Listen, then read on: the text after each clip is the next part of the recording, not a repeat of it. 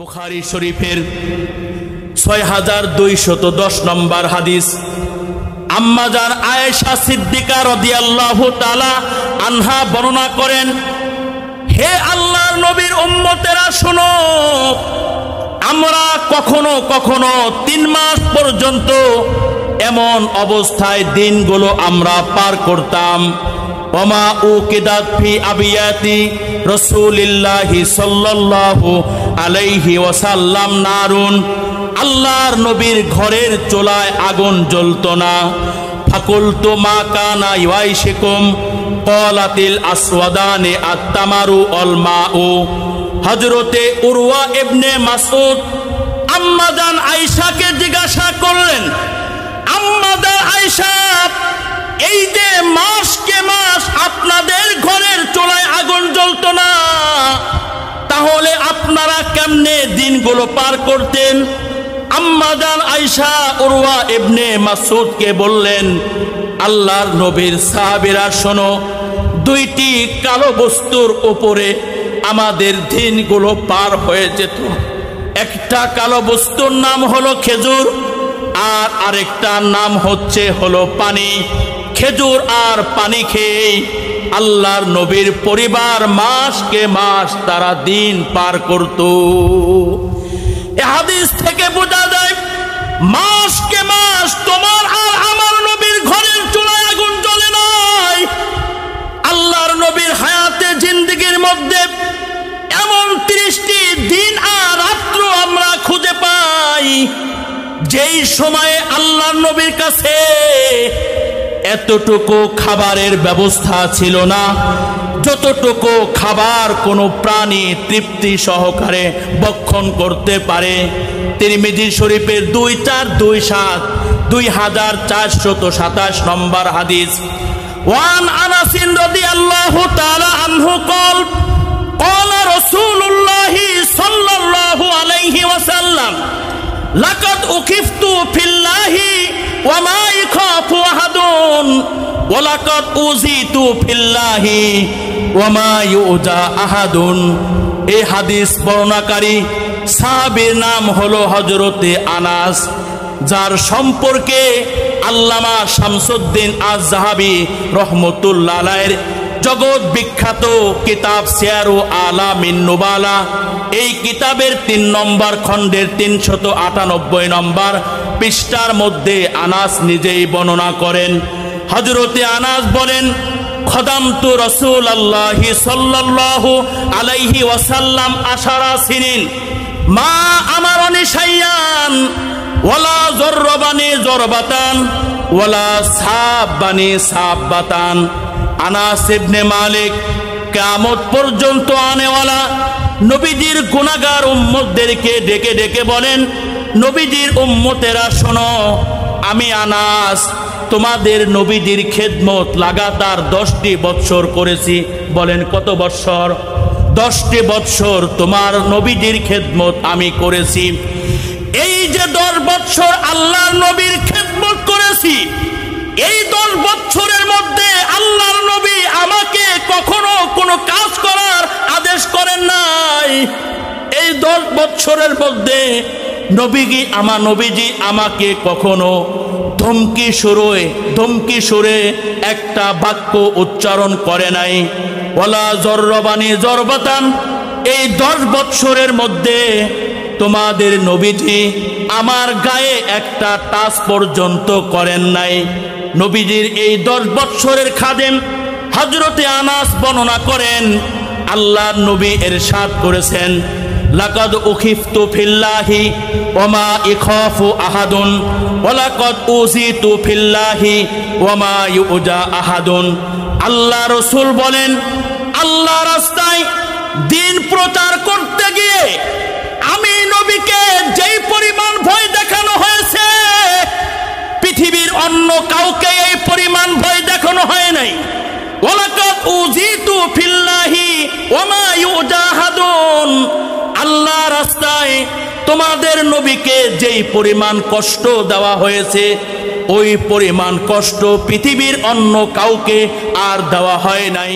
মুহতারাম হাজিরিন, দীর্ঘক্ষণ যাবৎ আপনারা কোরআন এবং সুন্নাহর আলোকে মুহাক্কিক মুদাক্কিক ওলামা হজরতদের মোবারক জবান থেকে আলোচনা শ্রবণ করে আসতেছিলেন। মুহুদ্দি এই মাজমার একেবারে শেষ অধিবেশনে মাঝ রজনীতে আল্লাহ তাআলা আমার মতো এক নালায়েক অপদার্থ এবং জাহান্নামের আসামিকে আপনাদের সামনে বসার তৌফিক এনায়েত করেছেন।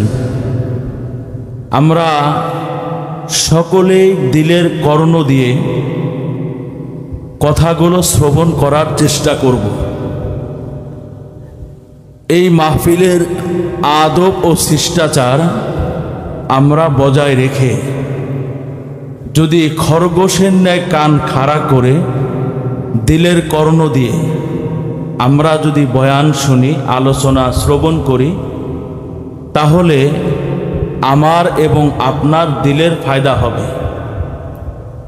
আমার এবং আপনার পক্ষে আখিরাত অভিমুখী হওয়া সম্ভবপর হবে। আর যদি উদাসীনতার মনোভাব নিয়ে আমরা আলোচনা শ্রবণ করি, তাহলে এই আলোচনা শ্রবণ করে আমার দিলের কোনো ফায়দা হবে না, দিলের কোনো খোরাক সঞ্চারিত হবে না।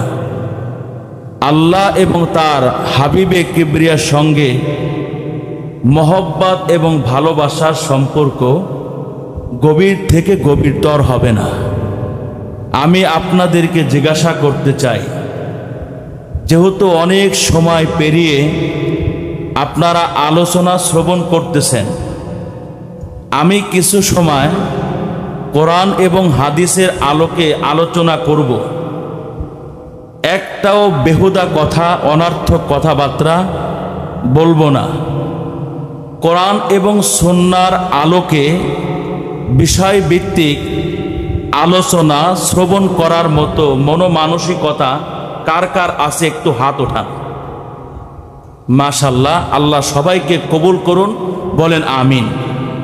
এই যে আপনারা এক ধ্যানে এক খেয়ালে আলোচনা শ্রবণ করার মনোমানসিকতা হৃদয়ে লালন করে বসে পড়েছেন, যেহেতু অনেক অজানা বিষয় আপনারা বিশুদ্ধ আহাদিসে মোবারকার আলোকে এবং কোরআনে হাকিম থেকে আপনারা জানতে পারবেন, সেই জায়গা থেকে আমি আপনাদের শিক্ষক হওয়ার যোগ্যতা রাখি।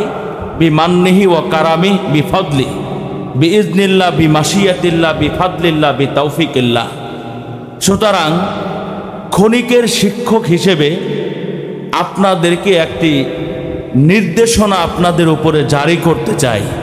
সেটা হচ্ছে, আমরা এই এলোমেলো বসে না থেকে কষ্ট করে যদি একটু সবাই সামনে এগিয়ে আসতেন, আর মাঝখানের ফাঁকা জায়গাগুলো যদি একটু ফিল আপ করে বসতেন, তাহলে হয়তোবা আলোচনা করা আমার জন্য একটু সহজ হয়ে যেত। আপনাদের কাছেও ভালো লাগবে, আমার কাছেও ভালো লাগবে। এজন্য সবাইকে আমি দৃষ্টি আকর্ষণ করছি, যারা আমরা পিছনে বসা আছি, আমরা একটু কষ্ট করে সামনে চলে আসি। যদিও লোক সংখ্যা অনেক কম, আমি আপনাদেরকে বলবো, আপনারা যদি একটু খেয়াল করে আলোচনা শুনেন, তাহলে ইনশাল্লাহ আপনার ফায়দা হবে, আমারও দিলের ইনশাল্লাহ ফায়দা হবে। এজন্য কেউ ওঠা বসা করব না, নড়াচড়া করব না, পরস্পর কথাবার্তা বলবো না। আমি যদি মাজমাটা মুনাজ্জাহ পেতাম, পরিপাটি পেতাম, তাহলে এই অনর্থক কথাবার্তাগুলো বলে আমার সময় নষ্ট করার কি ছিল না, প্রয়োজন ছিল না। এজন্য আমরা একটু কষ্ট করে সামনের ফাঁকা জায়গাগুলো পূরণ করি। তোমরা একটু এই পাশে আসো, একটু কষ্ট করো ভাই, এই পাশে আসো। হ্যাঁ, আপনারা যে কয়জন আছে এই কয়জন বসে থাকলেই হবে ইনশাআল্লাহ। এরপরে আল্লাহ রহমত যদি শামেলে হাল হয়, আল্লাহর কোনো বান্দা যদি প্যান্ডেলের ভিতরে চলে আসে, তো আশা করা যায় সেও উপকৃত হবে। আল্লাহ তাআলা আমাদের সকলকে আল্লাহর জন্যই, আমার এবং আপনার আখিরাতের জিন্দেগি দামি বানানোর জন্যই আল্লাহ তাআলা আমাদেরকে মওত পর্যন্ত কোরআন সুন্নাহর বয়ান শ্রবণ করার তৌফিক দান করুন। আমি যে বিষয়টি নিয়ে আপনাদের সঙ্গে মুযাকারা করব, আমার আজকের বিষয়টা হচ্ছে দুনিয়া ওয়া মা ফিহা। দুনিয়া এবং দুনিয়ার মধ্যে যা কিছু আছে এই সব কিছু নিয়ে আপনাদের সঙ্গে মুযাকারা করব। আল্লাহ সুবহানাহু তাবারক ওয়া তাআলা দুনিয়ার মানুষের হেদায়েতের জন্য বিশুদ্ধ বর্ণনা মতে 1,24,000, মতান্তরে 2,24,000 নবী এবং রসুল প্রেরণ করেছিলেন। দুনিয়ার মানুষের হেদায়েতের জন্য আল্লাহ তাআলা 104খানা কিতাব অবতীর্ণ করেছিলেন। পয়গম্বর শীষ আলাইহিস সালামের উপরে 30খানা সহিফা আল্লাহ তাআলা অবতীর্ণ করেছেন। পয়গম্বর ইদ্রিস আলাইহিস সালামের উপরে 30খানা আল্লাহ তাআলা সহিফা অবতীর্ণ করেছেন। শীষ আলাইহিস সালামের উপরে 50খানা সহিফা আল্লাহ তাআলা অবতীর্ণ করেছিলেন। 50 আর 30 হচ্ছে 80। ইব্রাহিম আলাইহিস সালামের উপরে আল্লাহ তাআলা 10টি সহিফা অবতীর্ণ করেছিলেন। মুসা আলাইহিস সালামের উপরে তাওরাত অবতীর্ণ করার পূর্বে 10খানা সহিফা আল্লাহ তাআলা অবতীর্ণ করেছিলেন। 50, 30, 10, 10 এই হচ্ছে মোট 100টি কিতাব। এই 100টি কিতাব ছাড়া উল্লেখযোগ্য বড় আসমানি কিতাবের সংখ্যা হচ্ছে 4টি, যেটা আমরা সবাই জানি। মুসা আলাইহিস সালামের উপরে আল্লাহ তাআলা তাওরাত নামক কিতাব অবতীর্ণ করেছেন। দাউদ আলাইহিস সালামের উপরে আল্লাহ তাআলা জবুর নামক কিতাব অবতীর্ণ করেছেন। পয়গম্বর ঈসা আলাইহিস সালামের উপরে ইনজিল নামক কিতাব অবতীর্ণ করেছেন। আমাদের নবীজির উপরে আল্লাহ তাআলা কোরআনে হাকিম অবতীর্ণ করেছেন। এই হচ্ছে মোট 104খানা কিতাব। এই যে আল্লাহ তাআলা যুগে যুগে মানুষের হেদায়েতের জন্য পথ ভোলা মানুষকে, আল্লাহ ভোলা মানুষকে আল্লাহ অভিমুখী করার জন্য 104খানা আসমানি কিতাব আল্লাহ তাআলা অবতীর্ণ করেছেন।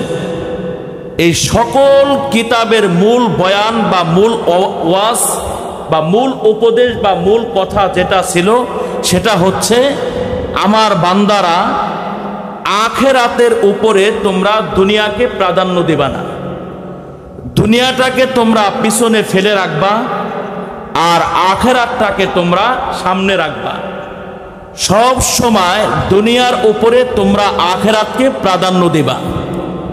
এই প্রসঙ্গে আল্লাহ তাআলা সূরা আলা এর 16 নম্বর আয়াত থেকে নিয়ে 19 নম্বর আয়াত পর্যন্ত সর্বমোট 4টি আয়াতে আল্লাহ তাআলা বলেন, বাল তুসিরুনাল হায়াতাদ দুনিয়া, বস্তুত আমার গোলামেরা তোমরা দুনিয়ার জীবনকেই প্রাধান্য দিয়ে থাকো। অল আখিরাতু খায়রু ওয়া আবকা, অথচ আখিরাতের জিন্দেগি হচ্ছে সর্বশ্রেষ্ঠ, উন্নত এবং চিরস্থায়ী।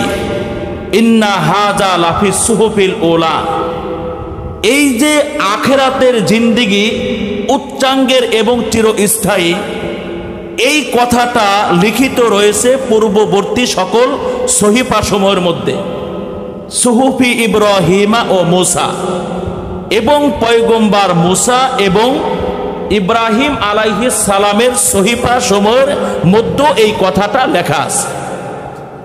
সংক্ষিপ্ত এই আলোচনা থেকে আমরা বুঝলাম, দুনিয়াকে আমরা পিছনে ফেলে রাখব আর আখিরাতকে আমরা সামনে রাখব। আখিরাতের উপরে দুনিয়াকে আমরা প্রাধান্য দেব না, বরং দুনিয়ার উপরে আমরা আখিরাতকে প্রাধান্য দেব।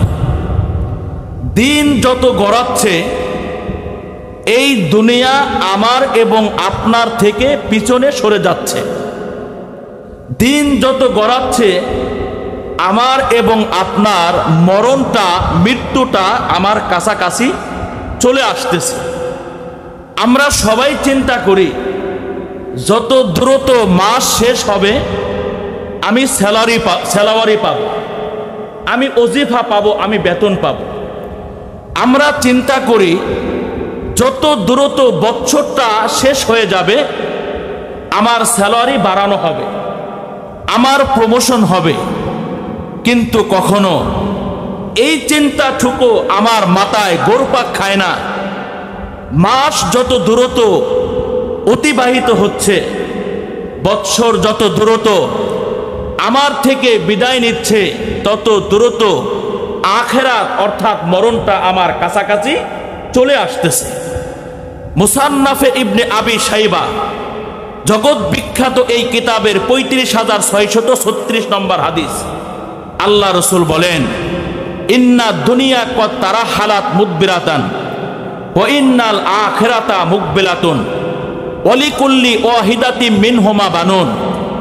আমার আর আপনার নবী বলেন, দিন যত গড়াচ্ছে দুনিয়াটা পিছনে সরে যাচ্ছে, ওয়া ইন্নাল আখিরাতা মুকবিলাতুন, আর মরণটা আমার সামনে এগিয়ে আসছে।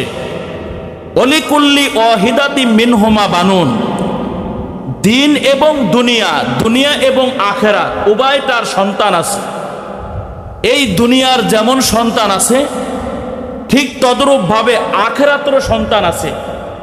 আল্লাহ রসুল বলেন, ফাকুনু মিন আবনাইল আখিরা, আমার উম্মতেরা তোমরা আখিরাতের সন্তান হয়ে যাও। কেমন যেন নবীকে প্রশ্ন করলাম, আল্লাহর নবী, আমরা দুনিয়ার সন্তান না হয়ে আখিরাতের সন্তান হওয়ার কথা কেন বললেন? এই প্রশ্নের দুইটি অ্যান্সার। একটি অ্যান্সার এই হাদিসের পরিশেষে আল্লাহ রসুল বলেন, ফাইন্নাল ইয়াউমা আমালুন ওয়ালা হিসাবা ও গদান হিসাবুন ওয়ালা আমালা। আল্লাহ রসুল বলেন, আমার উম্মতেরা আজকে শুধুই আমল, ওয়ালা হিসাবা, কোনো হিসাব নিকাশ নেই। আজকে বলতে যতদিন আল্লাহ আমাকে আপনাকে হায়াতে বাঁচিয়ে থাকবেন ততদিন আমার আর আপনার জন্য আমল করার সুযোগ আছে। আর আমল আর ইবাদত বন্দিগি না করলে কেউ আমার কাছে হিসাব নিকাশ চাবে না। অগদান হিসাবুন ওয়ালা আমালা।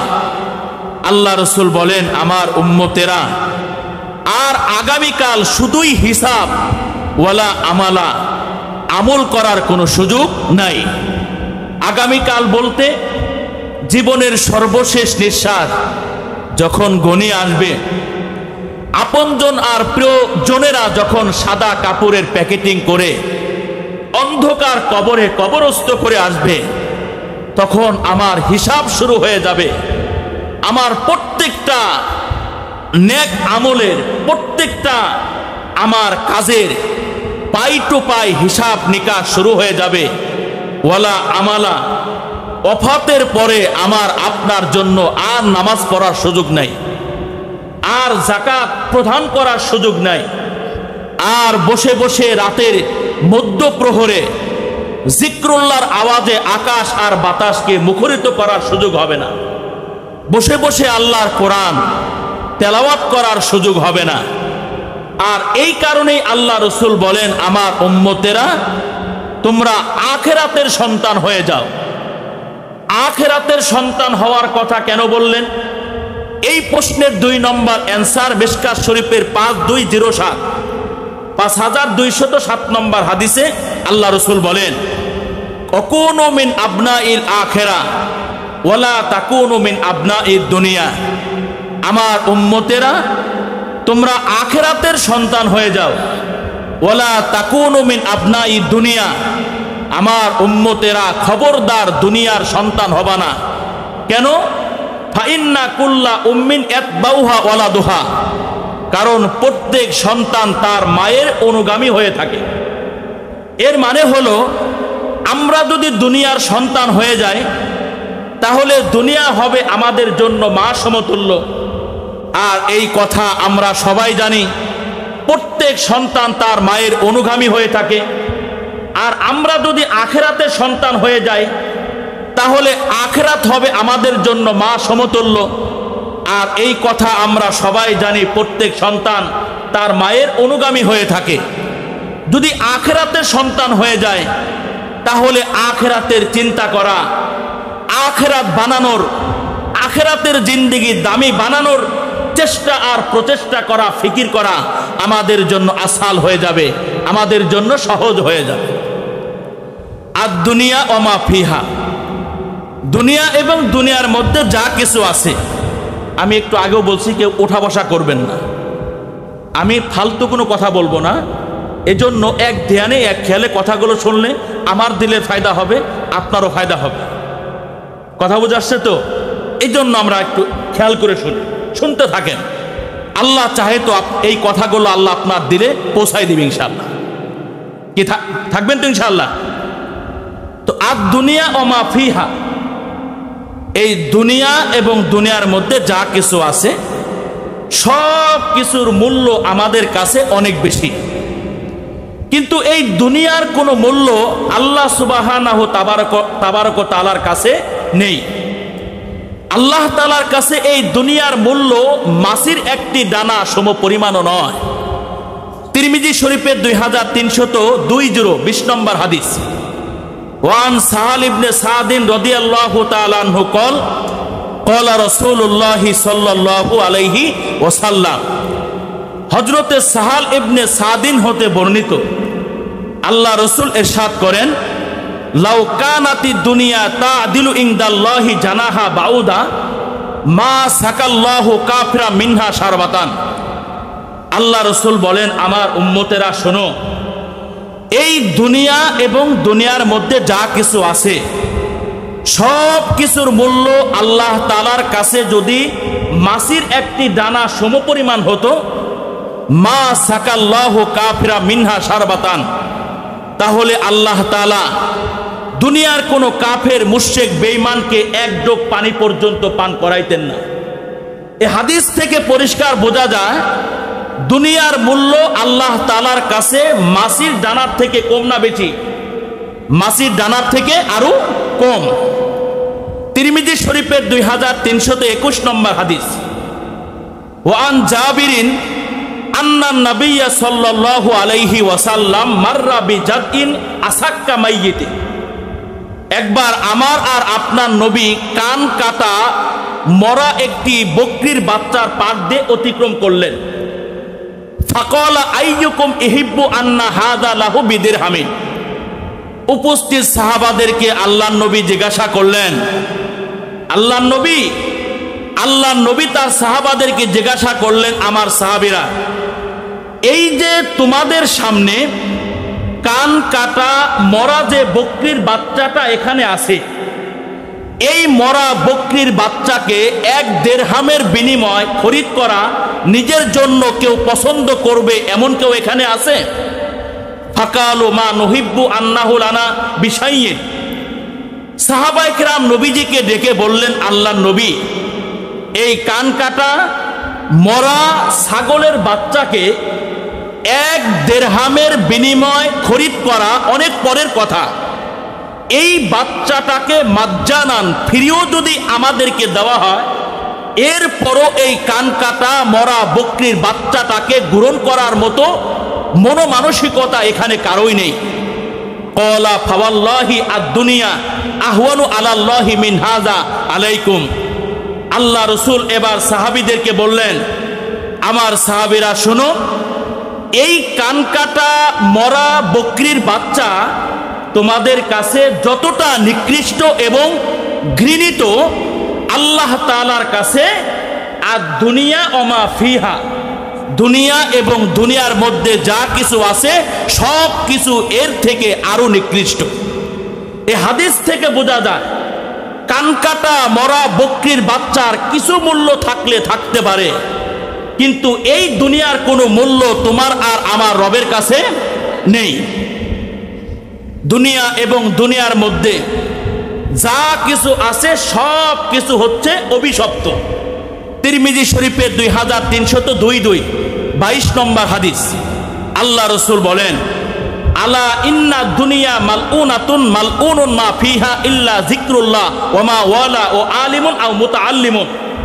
কিয়ামত পর্যন্ত আনেওয়ালা নবী তার উম্মতদেরকে ডেকে ডেকে বলেন, আমার উম্মতেরা শোনো, এই দুনিয়া কামানোর জন্য, বড় বড় ব্যাংক ব্যালেন্সের মালিক হওয়ার জন্য, হোয়াইট হাউসের মালিক হওয়ার জন্য এতটা তুমি ব্যতিব্যস্ত হয়ে পড়বা না। কারণ এই দুনিয়া এবং দুনিয়ার মধ্যে যা কিছু আছে সব কিছু হচ্ছে মালউন আলা মালউন, অভিশপ্ত। তিনটি জিনিস ছাড়া, এক নম্বর ইল্লা জিক্রুল্লাহ, আল্লাহ তাআলার জিকির, ওয়ামা ওয়ালা, জিকিরের অনুগামী অন্য অন্য ইবাদত বন্দিগি। তিন নম্বর ও আলিমুন আও মুতাআল্লিমুন, উম্মতের আলেমে বরহক অথবা জ্ঞান অন্বেষণকারী। এ হাদিস থেকে ওয়াল আজহার মিনাশ শামস, সূর্যের আলো থেকেও আমরা পরিষ্কার বুঝলাম এই দুনিয়ার মধ্যে যা কিছু আছে সব কিছু অভিশপ্ত। বলেন সব কিছু কি অভিশপ্ত? এবার আসেন আখিরাতের সামনে এই দুনিয়াটা কেমন। তিরমিজি শরীফের 2323 নম্বর হাদিস, আল্লাহ রাসূল বলেন, ওয়াল্লাহি ফিদ দুনিয়া, ওয়াল্লাহি মা দুনিয়া ফিল আখিরাতি ইল্লা মিসলু মা ইয়াজআলু আহাদুকুম ইসবাউহু ফিল ইয়াম্মি ফালইয়ানজুর বিমা ইয়ারজি। আল্লাহ রাসূল কিয়ামত পর্যন্ত আনেওয়ালা তার উম্মতদেরকে ডেকে ডেকে বলেন, আমার উম্মতেরা শোনো, আখিরাতের সামনে দুনিয়াটা কেমন। আমি ওই আল্লাহ তাআলার জাত আর জালালিয়াতের কসম করে বলি, আখিরাতের সামনে দুনিয়াটা হলো এমন, সাগর ভরা পানির সামনে অঙ্গুলির মাথায় উঠে আসা এক ফোঁটা পানি যেমন, আখিরাতের সামনে দুনিয়াটা ঠিক তেমন। সাগরের মাঝখানে, সাগর মহাসাগরের মাঝখানে গিয়ে আপনি আপনার শাহাদাত অঙ্গুলিকে পানির মধ্যে এভাবে রাখলেন, রাখার পরে এই অঙ্গুলির মাথায় উঠে আসা এক ফোঁটা পানি যেমন, আমার আর আপনার নবী বলেন আখিরাতের সামনে দুনিয়াটা ঠিক ওই রকম। এর মানে হলো এই হাদিসের মাধ্যমে আল্লাহ নবী আমাদেরকে বোঝানোর চেষ্টা করেছেন, আমার উম্মতেরা ভালো করে মনে রাখতে হবে, দুনিয়ার সুখ শান্তি হচ্ছে এক ফোঁটা, আর আখিরাতের সুখ শান্তি হচ্ছে সাগর ভরা। দুনিয়ার কষ্ট হচ্ছে এক ফোঁটা, আর আখিরাতের কষ্ট হচ্ছে সাগর ভরা। আমার উম্মতেরা খেয়াল করে শোনো, এক ফোঁটা শান্তি তো শান্তি হতে পারে না, শান্তি তো হচ্ছে সাগর ভরা। এক ফোঁটা কষ্ট তো কষ্ট হতে পারে না, কষ্ট তো হচ্ছে সাগর ভরা। সুতরাং দুনিয়ার এই এক ফোঁটা শান্তিকে বিসর্জন দিয়ে পরপারের সাগর ভরা অনাবিল সুখ আর শান্তি আমার কোনো উম্মত যদি লাভ করতে পারে, এর থেকে বড় অর্জন, এর থেকে বড় সফলতা আর কিছু হতে পারে না। আল্লাহ রাসূল বলেন, আমার উম্মতেরা দিনের পথে যখন তুমি চলতে থাকবা তখন তোমার কষ্ট হবে। বলেন কষ্ট হয় কি হয় না? আমরা যখন আখিরাতের পথে চলার চেষ্টা করি, আমরা যখন হালাল হারামের মধ্যে ব্যবধান করার চেষ্টা করি, বুকে হাত দিয়ে মুসলমানের সন্তান বলো, আমাদের কষ্ট হয় কি হয় না? আমাদের উপরে মুসিবত আলাল মুসিবত আসে কি আসে না? আল্লাহ রাসূল বলেন, দিনের পথে চলতে গেলে তোমার কষ্ট হবে, পেরেশানি আসবে, বিপদ মুসিবত আসবে, তবে মনে রাখতে হবে উম্মত, দুনিয়ার এই কষ্ট কয় ফোঁটা? এক ফোঁটা। আর এই এক ফোঁটা কষ্টকে যদি মেনে নিয়ে তুমি যদি পরপারের সাগর ভরা জাহান্নামের আযাব থেকে মুক্তি লাভ করতে পারো, এর থেকে বড় মুক্তি আর একজন ইমানদারের জন্য হতে পারে না। সংক্ষিপ্ত আকারে দুইটি প্রশ্ন। এক নম্বর প্রশ্ন হচ্ছে যে, হুজুর, দুনিয়াতে আল্লাহ তাআলা আমাকে আপনাকে এক ফোঁটা শান্তি কেন দিলেন? আল্লাহ রাসূল বলেন, পরপারের সাগর ভরা অনাবিল সুখ আর শান্তির অনুভূতিকে জাগ্রত করার জন্য আল্লাহ এক ফোঁটা শান্তি আমাকে আপনাকে দুনিয়াতে দিয়েছেন। আর বোঝানোর চেষ্টা করেছেন, আমার বান্দারা শোনো, দুনিয়ার এক ফোঁটা শান্তি লাভ করার জন্য কত তোমার অবিরাম মেহনত আর চেষ্টা প্রচেষ্টা, অথচ আমার বান্দারা জান্নাতের অনাবিল সাগর ভরা সুখ আর শান্তি লাভ করার কোনো ধান্দা তোমার মধ্যে নাই। দুই নম্বর প্রশ্ন হলো, আল্লাহ তাআলা দুনিয়াতে আমাকে আপনাকে এক ফোঁটা কষ্ট কেন দিল? আল্লাহ রসুল বলেন, দুনিয়াতে এক ফোঁটা কষ্ট দিয়ে আল্লাহ তাআলা আমার আর আপনার চেতনাকে জাগ্রত করেছেন যে আমার বান্দারা শোনো, দুনিয়ার এক ফোঁটা কষ্ট থেকে বাঁচার জন্য তোমার কত পেরেশানি, কত চেষ্টা, অথচ সাগর ভরা জাহান্নামের আযাব থেকে মুক্তি লাভ করার কোনো ধান্দা তোমার মধ্যে নাই। অতএব দুনিয়ার শান্তি যখন এক ফোঁটা, এই এক ফোঁটা শান্তির পিছনে কোনো বিবেক বুদ্ধিমান, কোনো চালাক চৌকান্ন মানুষ ছুটে চলতে পারে না। বাইহাকি শরীফের 10,638 10,338 নম্বর হাদিসে আল্লাহ রসুল বলেন, আর দুনিয়া দারুন মাল্লা দার আলাহু ও মালুন মাল্লা মাল আলাহু ওলাহা এজমাউ মাল্লা আকলা লাহু। আল্লাহ রসুল বলেন, এই দুনিয়া ওই ব্যক্তির বাড়িঘর আখেরাতে যার কোনো বাড়িঘর নাই। ও মালুন মাল্লা লাহু মাল্লা মাল আলাহু, আমার উম্মতেরা শুনো, দুনিয়া ওই ব্যক্তির ধন সম্পদ, আখেরাতে যার কোনো ধন সম্পদ নেই। ওলাহা ইয়াজমাউ মাল্লা আকলা লাহু, আমার উম্মতেরা শুনো, আর এই দুনিয়া সঞ্চয় তারাই করে যাদের আকল নাই, যাদের জ্ঞান নাই, যাদের বুদ্ধি নাই। এই হাদিস থেকে বোঝা যায়, যারা দুনিয়ার পিছনে ছুটে চলে, দুনিয়া ছাড়া আর কিছু বোঝে না, ইনকাম করা ছাড়া আর কিছু বোঝে না, বাড়ি গাড়ি আর জমি জমা ব্যাংক ব্যালেন্সের মালিক হওয়া ছাড়া আর কিছু বোঝে না, হাদিসের ভাষ্য অনুযায়ী এরা জ্ঞানী হতে পারে না। তাহলে হাদিসের ভাষ্য অনুযায়ী জ্ঞানী হবে কারা? তিরমিজি শরীফের 2,459 নম্বর হাদিস, 2459 2459 নম্বর হাদিসে আল্লাহ রসুল বলেন, হাদিসের আলোকে জ্ঞানী কারা? নবীজি বলেন, আল কাইসু মান দানা নাফসাহু আমিলা লিমা বাদাল মাউত। কয় জ্ঞানী হলো ওই মুসলমানের সন্তান, কয় যারা দৈনন্দিন জীবনের আমলের একটা ব্যালেন্স শিট তৈরি করে, মুহাসাবা করে, আজকে আমি কতগুলো ভালো কাজ করলাম আর কতটি আমি খারাপ কাজ করলাম।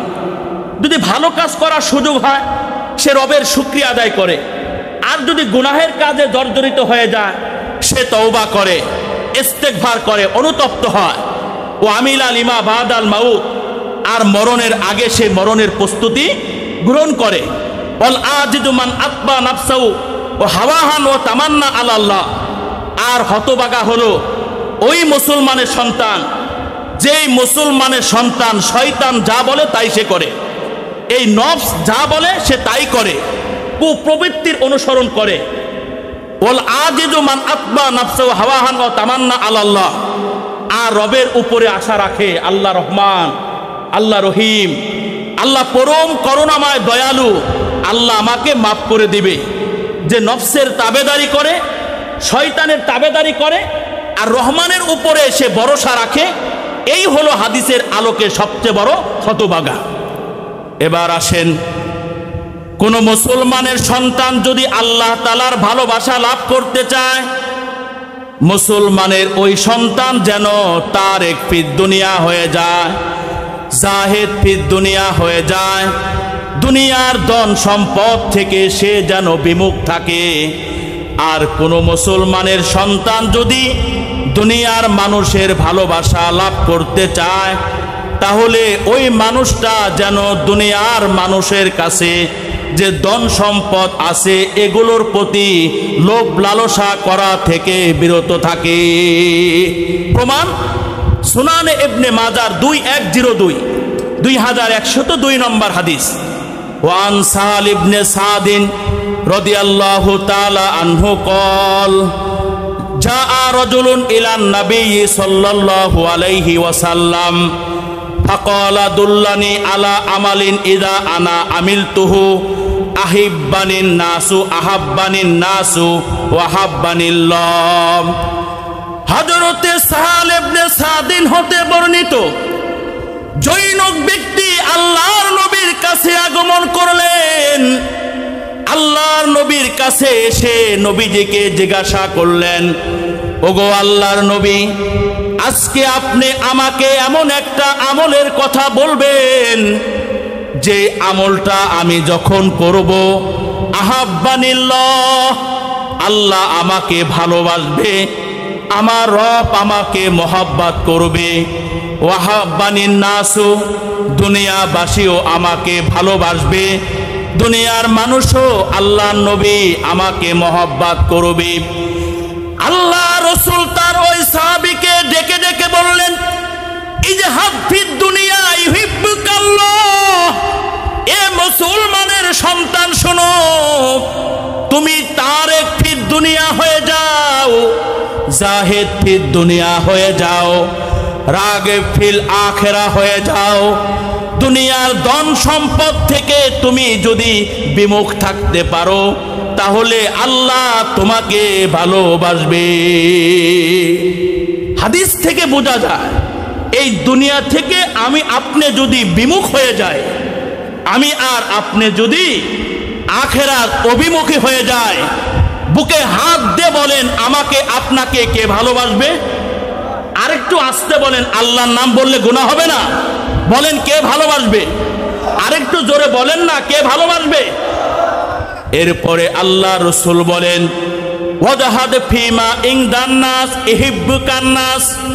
আমার সাহাবী শোনো, দুনিয়ার মানুষের কাছে যা আছে তার প্রতি লোভ লালসা করা থেকে নিজেকে সংযত রাখো। ইহিব্বুকান নাস, তাহলে মানুষ তোমাকে ভালোবাসবে, মহব্বত করবে। হাদিস থেকে এটাও বোঝা গেল দুনিয়ার মানুষকে আল্লাহ তাআলা বাড়ি গাড়ির মালিক হওয়ার তৌফিক দিয়েছেন। আমার সমাজে অনেকেই বিত্তশালী এবং অর্থশালী, এই দুনিয়াবাসীর কাছে যে ধন সম্পদ আছে ওইগুলোর প্রতি আমি যদি লালসা না করে নিজেকে যদি সংযত রাখতে পারি তাহলে দুনিয়াবাসী অবশ্যই অবশ্যই আমাকে কি করবে? ভালোবাসবে। কোনো মুসলমানের সন্তান যদি সূক্ষ্ম জ্ঞানের আলোকে হৃদয়কে আলোকিত এবং অলঙ্কৃত করতে চায় তাহলে ওই মুসলমানের সন্তানও যেন তারেক ফিদ দুনিয়া হয়ে যায়, জাহেদ ফিদ দুনিয়া হয়ে যায়। দুনিয়ার ধন সম্পদ থেকে সে যেন বিমুখ থাকে। বাইহাকি শরীফের 10,512 10,503 32 নম্বর হাদিস। ওয়ান ইবনে জাররিন আন্না নবিয়্য সাল্লাল্লাহু আলাইহি ওয়াসাল্লাম কল মা জাহিদা আব্দুন ফিদ দুনিয়া ইল্লা আন বাতাল্লাহুল হিকমাতা ফি কলবিহি অন্তাকা বিহা লিসানাহু ও বাসসারাহু আইবাদ দুনিয়া ও দাআহা ও দাওয়াআহা। আল্লাহ রাসূল বলেন, আমার কোনো উম্মত যদি দুনিয়ার ধন সম্পদ থেকে বিমুখ থাকে, ধন সম্পদের পাগল না, বাড়ি গাড়ির সে পাগল না, ব্যাংক ব্যালেন্সের সে পাগল না, আল্লাহ রাসূল বলেন ইল্লা আনতাকাল্লাহু বিহি ফি কলবি, আল্লাহ তার হৃদয়ের মধ্যে সূক্ষ্ম জ্ঞান সৃষ্টি করবেন। অন্তাকা বিহা লিসানাহু, ওই সূক্ষ্ম জ্ঞান তার জবান দ্বারা আল্লাহ প্রকাশ করবেন। ও বাসসারাহু আইবাদ দুনিয়া ও দাআহা ও দাওয়াআহা, দুনিয়া রোগ, দুনিয়া দোষ ত্রুটি এবং নিরাময় আল্লাহ তাকে দেখিয়ে দিবেন। ও আখরাজাহু মিনহা সালিমান ইলা দারিস সালাম, এবং আল্লাহ তাআলা এই তারেক ফির দুনিয়া হওয়ার কারণে দুনিয়ার ধন সম্পদ থেকে বিমুখ থাকার কারণে আল্লাহ এই দুনিয়া থেকে নিরাপত্তার সাথে তাকে বের করে দারুস সালাম অর্থাৎ আল্লাহ তাআলা তার জান্নাত পর্যন্ত তার এই বান্দাকে পৌঁছায় দিবেন। এই হাদিস থেকে বোঝা যায় সূক্ষ্ম জ্ঞানের আলোকে হৃদয় যদি অলঙ্কৃত করতে হয় অবশ্যই অবশ্যই ওই আলেমে দ্বীনকে দুনিয়ার ধন সম্পদ থেকে কি থাকতে হবে? বিমুখ। কথা বলতে হবে, কি থাকতে হবে? বিমুখ থাকতে হবে। এখনকার ওলামা হযরত এমন আছে যাদের হৃদয়ে এই দুনিয়াটা গালেব হয়ে গেছে, সবাই না অনেকেই যারা দুনিয়া অভিমুখী হয়ে গেছে, দুনিয়ার মোহব্বত তার দিলের মধ্যে ঢুকে গেছে, তাই সূক্ষ্ম জ্ঞান থেকে সে মাহরুম এবং বঞ্চিত হয়ে গেছে। এবার আসেন দুনিয়ার মোহব্বত, আমরা সবাই দুনিয়াকে ভালোবাসি, দুনিয়াকে আমরা মোহব্বত করি। এই দুনিয়ার মোহব্বত, দুনিয়ার ভালোবাসা কত বড় এটা খতরনাক এবং ক্ষতিকারক। আপনি এই দুনিয়াকে যতটা ভালোবাসবেন মনে রাখবেন আখেরাতে আপনি ততটা ক্ষতিগ্রস্ত হবেন। আপনি আখেরাতকে যতটা ভালোবাসবেন ততটা আপনি দুনিয়াতে ক্ষতিগ্রস্ত হবেন। বাইহাকি শরীফে 10,337 নম্বর হাদিস, আল্লাহ রসুল বলেন, মান আহাব্বা দুনিয়াহু আদাররা বি আখিরাতিহি ওমান আহাব্বা আখিরাতাহু আদাররা বি দুনিয়াহু। যেই ব্যক্তি দুনিয়াকে যত বেশি ভালোবাসবে সে আখিরাতে তত বেশি ক্ষতিগ্রস্ত হবে। ওমান আহাব্বা আখিরাতাহু, আর যেই ব্যক্তি আখিরাতকে যতটা ভালোবাসবে আদাররা বি দুনিয়াহু, দুনিয়াতে সেই পরিমাণ সে ক্ষতিগ্রস্ত হবে। ফাসিরু মা ইয়াবকা আলা মা ইয়াফনা। এরপরে আল্লাহ রসুল বলেন, অতএব আমার উম্মতেরা যেই জিনিস শীঘ্রই ধ্বংস হয়ে যাবে, যেমন এই দুনিয়া, শীঘ্রই এই দুনিয়া ধ্বংস হয়ে যাবে, অতএব এই দুনিয়ার উপরে তুমি আখিরাতকে প্রাধান্য দিও না, বরং দুনিয়ার উপরে তুমি আখিরাতকে প্রাধান্য দাও। আখিরাতের উপরে তুমি দুনিয়াকে কি দিবা না? প্রাধান্য দিবা না। হাদিসে নববীর এই দায়িত্বহীন ঘোষণার পরে আমাদের সকলের জন্য সমীচীন হচ্ছে দুনিয়ার উপরে আখিরাতকে প্রাধান্য দেওয়া, দুনিয়াটাকে পিছনে ফেলে রাখা, আখিরাতটাকে সামনে রাখা। যেমন এখানে বসে আছেন, দুনিয়াতে কোনো ফায়দা হবে না, কিন্তু এখানে বসে থাকলে আলোচনা শুনলে আখিরাতে কি হবে? আপনি লাভবান হবেন। আপনি কি হবেন? লাভবান হবেন। আল্লাহ তাআলা আমাদের সকলকে আবনাউল দুনিয়া হওয়া থেকে হেফাজত করুন। আল্লাহ আমাদের সবাইকে আবনাউল আখিরাত, আখিরাত অভিমুখী হওয়ার তৌফিক দান করেন।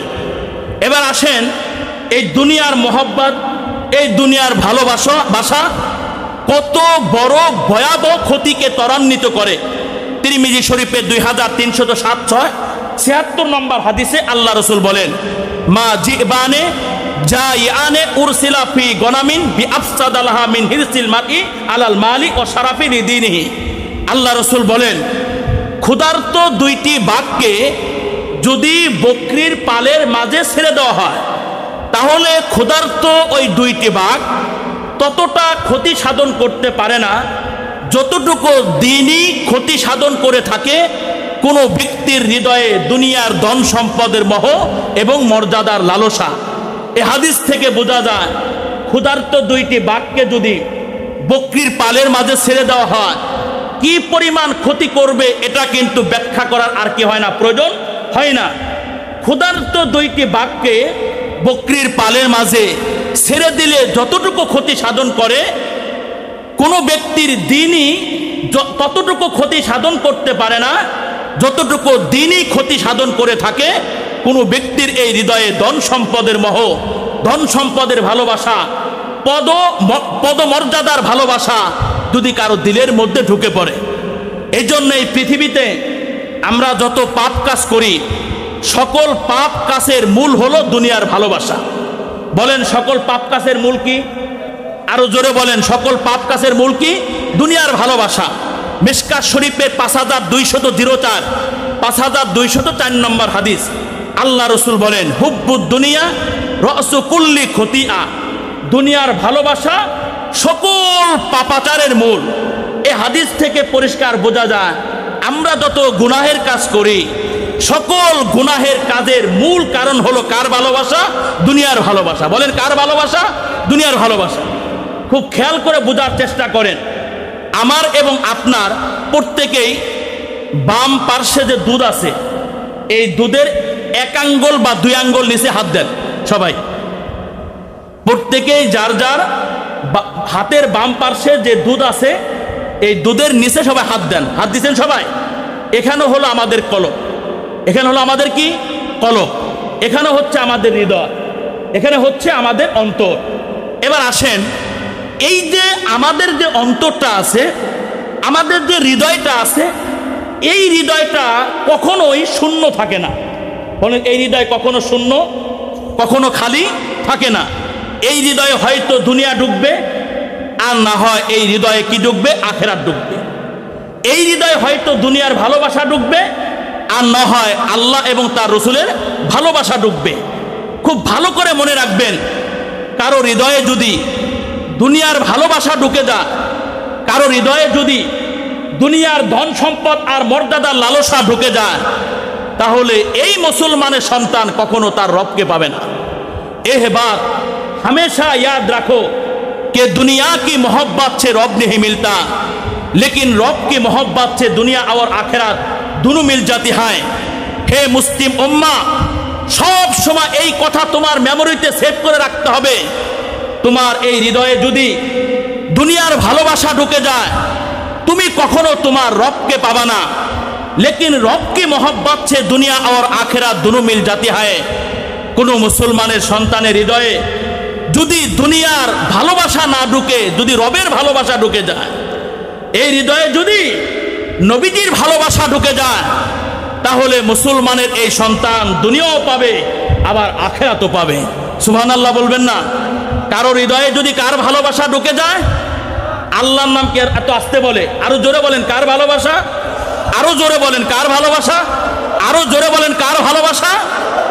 দুনিয়ার ভালোবাসা না ঢুকে কারো হৃদয়ে যদি রবের ভালোবাসা ঢুকে যায়, সে দুনিয়াও পাবে, সে आखिरतও পাবে। दुनिया अगर हाथ से निकल जाए तो बंदा गरीब हो जाता है, और यही दुनिया अगर दिल से निकल जाए तो बंदा ओली हो जाता है। আল্লাহু আকবার বলার জন্য সবাই রেডি থাকেন।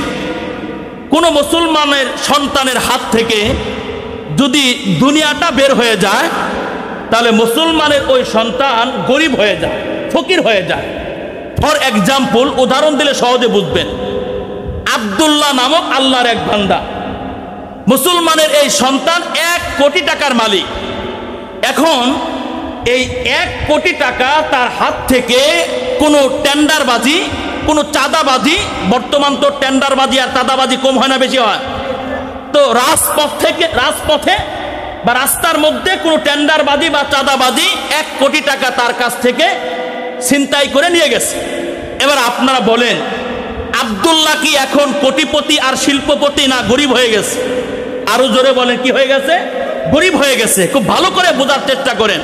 দুনিয়া अगर हाथ से निकल जाए तो बंदा गरीब हो जाता है। দুনিয়া যদি উম্মতের হাত থেকে বের হয়ে যায়, এ বান্দা গরিব হয়ে যায়, এ মুসলমানের সন্তান ফকির হয়ে যায়। और यही दुनिया अगर दिल से निकल जाए तो बंदा ओली हो जाता है। আল্লাহু আকবার বলবেন। আর আগে না, এই দুনিয়া যদি কোনো মুসলমানের সন্তানের হাত থেকে বের না হয়ে, এই দুনিয়া যদি কোনো মুসলমানের সন্তানের কলিজা থেকে বের হয়ে যায়, ওই মুসলমানের সন্তান আল্লাহর ওলি হয়ে যায়। আল্লাহু আকবার বলেন। কি হয়ে যায় বলেন? আরো জোরে বলেন কি হয়ে যায়? আল্লাহর ওলি হয়ে যায়। এখান থেকে বোঝা যায় সবাই কিন্তু আল্লাহর ওলি হয়ে যেতে চায়, সবাই আমরা আল্লাহওয়ালা হয়ে যেতে চাই, কিন্তু আমরা আল্লাহওয়ালা হতে পারি না, আমরা তাহাজ্জুদ গুজার হতে পারি না। আমাদের চোখের পানি আজকে শুষ্ক হয়ে গেছে, শুকিয়ে গেছে। বাবা মারা যাওয়ার পরে, বাবার মরা দেহ দেখার পরও চোখের পানি আমার নাই, মায়ের মরা দেহ দেখার পরও চোখের পানি আমার নাই। কেমন যেন আমরা কেমন হয়ে গেলাম, আমরা কেমন হয়ে গেলাম? এর একটাই কারণ, এই কলিজায় যে রবকে ঢুকাইতে পারি নাই, এই কলিজায় নবীজির মোহব্বত আর ভালোবাসা ঢুকাইতে পারিনি। যদি রবের ভালোবাসা ঢুকাইতে পারতাম, কলিজা থেকে এই দুনিয়াটাকে যদি আমরা বের করে দিতে পারতাম, আমরা কাকে পেয়ে যেতাম? আরো জোরে বলেন কাকে পেয়ে যেতাম? আল্লাহকে পেয়ে যেতাম। আমরা কি আল্লাহর পেয়ারা গোলাম হতে চাই? আল্লাহর পছন্দের গোলাম হতে চাই? যদি কেউ আল্লাহ তাআলার পছন্দের গোলাম হতে চায়, তাহলে তাকে বিলাসী জীবনযাপন পরিহার করতে হবে। কি জীবনযাপন? বিলাসী জীবনযাপন পরিহার করতে হবে। মিশকাত শরীফের 5253 নম্বর হাদিস। ওয়ান মুআয ইবনে জাবালিন আন্না নবী সাল্লাল্লাহু আলাইহি ওয়াসাল্লাম লাম্মা বাসা বিহি ইলাল ইয়ামানি ক্বালা ইয়াকা ওয়াত তানাউমা ফা ইন্না ইবাদাল্লাহি লাইসু বিল মুতানাইমিন।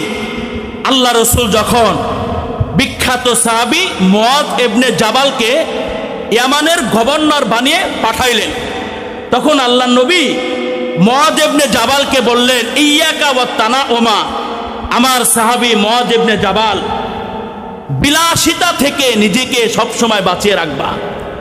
বিলাসিতা থেকে নিজেকে সবসময় বাঁচিয়ে রাখবা। কেন? ফাইন্না ইবাদাল্লাহি লাইসু বিল মুতানাইমিন।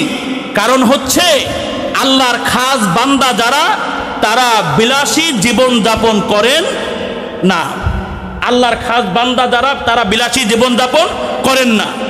তাহলে বোঝা যায় আমরা যদি আল্লাহর খাস বান্দা হতে চাই, তাহলে বিলাসী জীবন যাপন কি করতে হবে?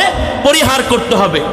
যুগে যুগে যারা এই বিলাসী জীবন যাপন পরিহার করে মর্যাদার আসনে সমাসীন হয়েছিলেন, আল্লাহর প্যারা গোলাম হয়েছিলেন, তাদের মধ্য থেকে সর্বোচ্চ মর্যাদার আসনে সমাসীন আমার আর আপনার জানের থেকেও প্রিয় আল্লাহ তাআলার হাবিবে কিবরিয়া মুহাম্মদে আরবি জনাবে মুহাম্মদুর রাসূলুল্লাহ সাল্লাল্লাহু আলাইহি ওয়াসাল্লাম। বুখারী শরীফের ৬২১০ নম্বর হাদিস, আম্মাজান আয়েশা সিদ্দিকা রাদিয়াল্লাহু তাআলা আনহা বর্ণনা করেন, হে আল্লাহর নবীর উম্মতেরা শোনো, আমরা কখনো কখনো ৩ মাস পর্যন্ত এমন অবস্থায় দিনগুলো আমরা পার করতাম। ওমা উকিদাত ফি আবিয়াতি রাসূলিল্লাহি সাল্লাল্লাহু আলাইহি ওয়াসাল্লাম নারুন, আল্লাহর নবীর ঘরের চুলায় আগুন জ্বলতো না। ফাকুলতু মা কানা ইয়াইশিকুম ক্বালাতিল আসওয়াদানি আত-তামারু ওয়াল মাউ। হযরতে উরওয়া ইবনে মাসউদ আম্মাজান আয়েশাকে জিজ্ঞাসা করলেন, আম্মাজান আয়েশা, এই যে মাসকে মাস আপনাদের ঘরের চুলায় আগুন জ্বলতো না, তাহলে আপনারা কেমনে দিনগুলো পার করতেন? আম্মাজান আয়েশা উরওয়া ইবনে মাসউদকে বললেন, আল্লাহর নবীর সাহাবীরা শোনো, 2টি কালো বস্তুর উপরে আমাদের দিনগুলো পার হয়ে যেত। একটা কালো বস্তুর নাম হলো খেজুর, আর আরেকটার নাম হলো পানি। খেজুর আর পানি খেয়ে আল্লাহর নবীর পরিবার মাসকে মাস তারা দিন পার করত। এই হাদিস থেকে বোঝা যায় মাসকে মাস তোমার আর আমার নবীর ঘরের চুলায় আগুন জ্বলে নাই। আল্লাহর নবীর হায়াতে জিন্দেগির মধ্যে এমন 30টি দিন আর রাত্র আমরা খুঁজে পাই, যেই সময়ে আল্লাহর নবীর কাছে এতটুকু খাবারের ব্যবস্থা ছিল না, যতটুকু খাবার কোনো প্রাণী তৃপ্তি সহকারে ভক্ষণ করতে পারে। তিরমিজি শরীফের 2427 2427 নম্বর হাদিস। ওয়ান আনাস রাদিয়াল্লাহু তাআলা আনহু قال قال رسول الله صلى الله عليه وسلم لقد أخفت في الله وما يخاف أحد ولقد أوذيت في الله وما يؤذى أحد। এই হাদিস বর্ণনাকারী সাহাবীর নাম হলো হযরতে আনাস, যার সম্পর্কে আল্লামা শামসুদ্দিন আয-যাহাবী রহমতুল্লাহ আলাইহির জগৎ বিখ্যাত কিতাব সিয়ারু আলামিন নুবালা, এই কিতাবের 3 নম্বর খণ্ডের 398 নম্বর পৃষ্ঠার মধ্যে আনাস নিজেই বর্ণনা করেন। হযরতে আনাস বলেন, খদামতু রাসূলুল্লাহি সাল্লাল্লাহু আলাইহি ওয়াসাল্লাম 10 সিনিন মা আমারনি শাইয়ান ওয়ালা জরবানি জরবাতান ওয়ালা সাবানি সাবাতান। আনাস ইবনে মালিক কিয়ামত পর্যন্ত আনেওয়ালা নবীজির গুনাহগার উম্মতদেরকে ডেকে ডেকে বলেন, নবীজির উম্মতেরা শোনো, আমি আনাস তোমাদের নবীজির খেদমত লাগাতার 10টি বৎসর করেছি। বলেন কত বৎসর? 10টি বৎসর তোমার নবীজির খেদমত আমি করেছি। এই যে 10 বৎসর আল্লাহর নবীর খেদমত করেছি, এই 10 বৎসরের মধ্যে আল্লাহর নবী আমাকে কখনো কোনো কাজ করার আদেশ করেন নাই। এই 10 বৎসরের মধ্যে নবীজি আমাকে কখনো ধমকি সুরে একটা বাক্য উচ্চারণ করে নাই। ওয়ালা জরবানি জরবাতান। এই 10 বৎসরের মধ্যে তোমাদের নবীজি আমার গায়ে একটা টাচ পর্যন্ত করেন নাই। নবীজির এই 10 বৎসরের খাদেম হযরতে আনাস বর্ণনা করেন আল্লাহর নবী ইরশাদ করেছেন, লাকাদ উখিফতু ফিল্লাহি ওয়া মা ইখাফু আহাদুন ওয়া লাকাদ উযিতু ফিল্লাহি ওয়া মা ইউজা আহাদুন। আল্লাহ রাসূল বলেন, আল্লাহ রাস্তায় দিন প্রচার করতে গিয়ে আমি নবীকে যেই পরিমাণ ভয় দেখানো হয়েছে পৃথিবীর অন্য কাউকে এই পরিমাণ ভয় দেখানো হয় নাই। ওয়ালাকাদ উযিতু ফিল্লাহি ওয়া মা ইউজাহাদুন। আল্লাহ রাস্তায় তোমাদের নবীকে যেই পরিমাণ কষ্ট দেওয়া হয়েছে ওই পরিমাণ কষ্ট পৃথিবীর অন্য কাউকে আর দেওয়া হয় নাই। ওয়ালাকাদ আতাত আলাইয়া সালাসুনা মিন বাইনি ইয়াউমিন ও লাইলাতিন ওয়া মালি অলি বেলালিন তোয়ামুন ইয়াকুলুহু যু কাবিদিন ইল্লা শাইয়ুন ইওয়ারিহি ইবতু বেলালিন। আল্লাহ রাসূল বলেন, আমার উম্মতেরা শোনো, আমি নবীর উপর দিয়ে 30টি দিন 30টি রাত্র এমন অবস্থায় অতিবাহিত হয়েছে যখন আমি নবীর জন্য আর বেলালে হাবশির জন্য এতটুকু খাবারের ব্যবস্থা ছিল না। ইয়াকুলুহু যু কাবিদিন, যতটুকু খাবার পৃথিবীর কোন প্রাণী ভক্ষণ করতে পারে, ইল্লা শাইয়ুন ইওয়ারিহি ইবতু বেলালিন। আমার উম্মতেরা শোনো, শুধু এতটুকু খাবারের ইন্তেজাম ছিল যতটুকু খাবার বেলালে হাবশির এই বগলের নিচে ঢাকা থাকতো, লুকানো থাকতো। একজন মানুষের বগলের নিচে কতটুকু খাবার ডেকে রাখা যায় এটার ব্যাখ্যা করার কিন্তু আর প্রয়োজন হয় না। জাস্ট এতটুকু খাবার 1 মাস পর্যন্ত তোমার নবী আর বেলালে হাবশির জন্য ছিল। আমরা আমাদের পরিবারস্থ যত সদস্য এবং মেম্বারশিপ আছে, আমাদের পরিবারস্থ সদস্যরা 3 বেলায় কিন্তু এখন পেট ভরে খাবার খেতে পারে। আবার অনেক পরিবার তো বিপুল পরিমাণে খাবার ইসরাফ করে, অপচয় করে। অথচ মুহাম্মাদে আরবির পরিবার লাগাতার 2 দিন পর্যন্ত জবের রুটি পেট ভরে ভক্ষণ করতে পারেন নাই। বুখারী শরীফের 5416 5416 নম্বর হাদিস।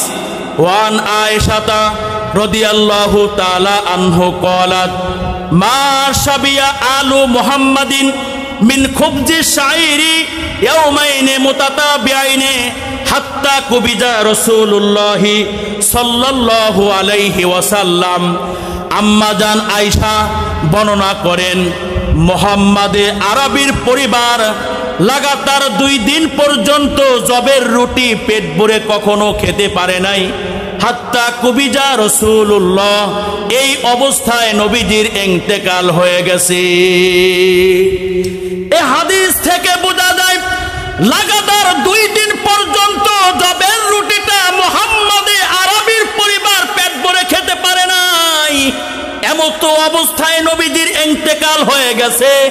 আবার আল্লাহর নবী কখনো কখনো ক্ষুধার যন্ত্রণা সহ্য না করতে পেরে সেও এই পেটের উপরে একটা পাথর নয় 2টা পাথর পর্যন্ত বেঁধে রাখতেন। তিরমিজি শরীফের 2371 নম্বর হাদিস।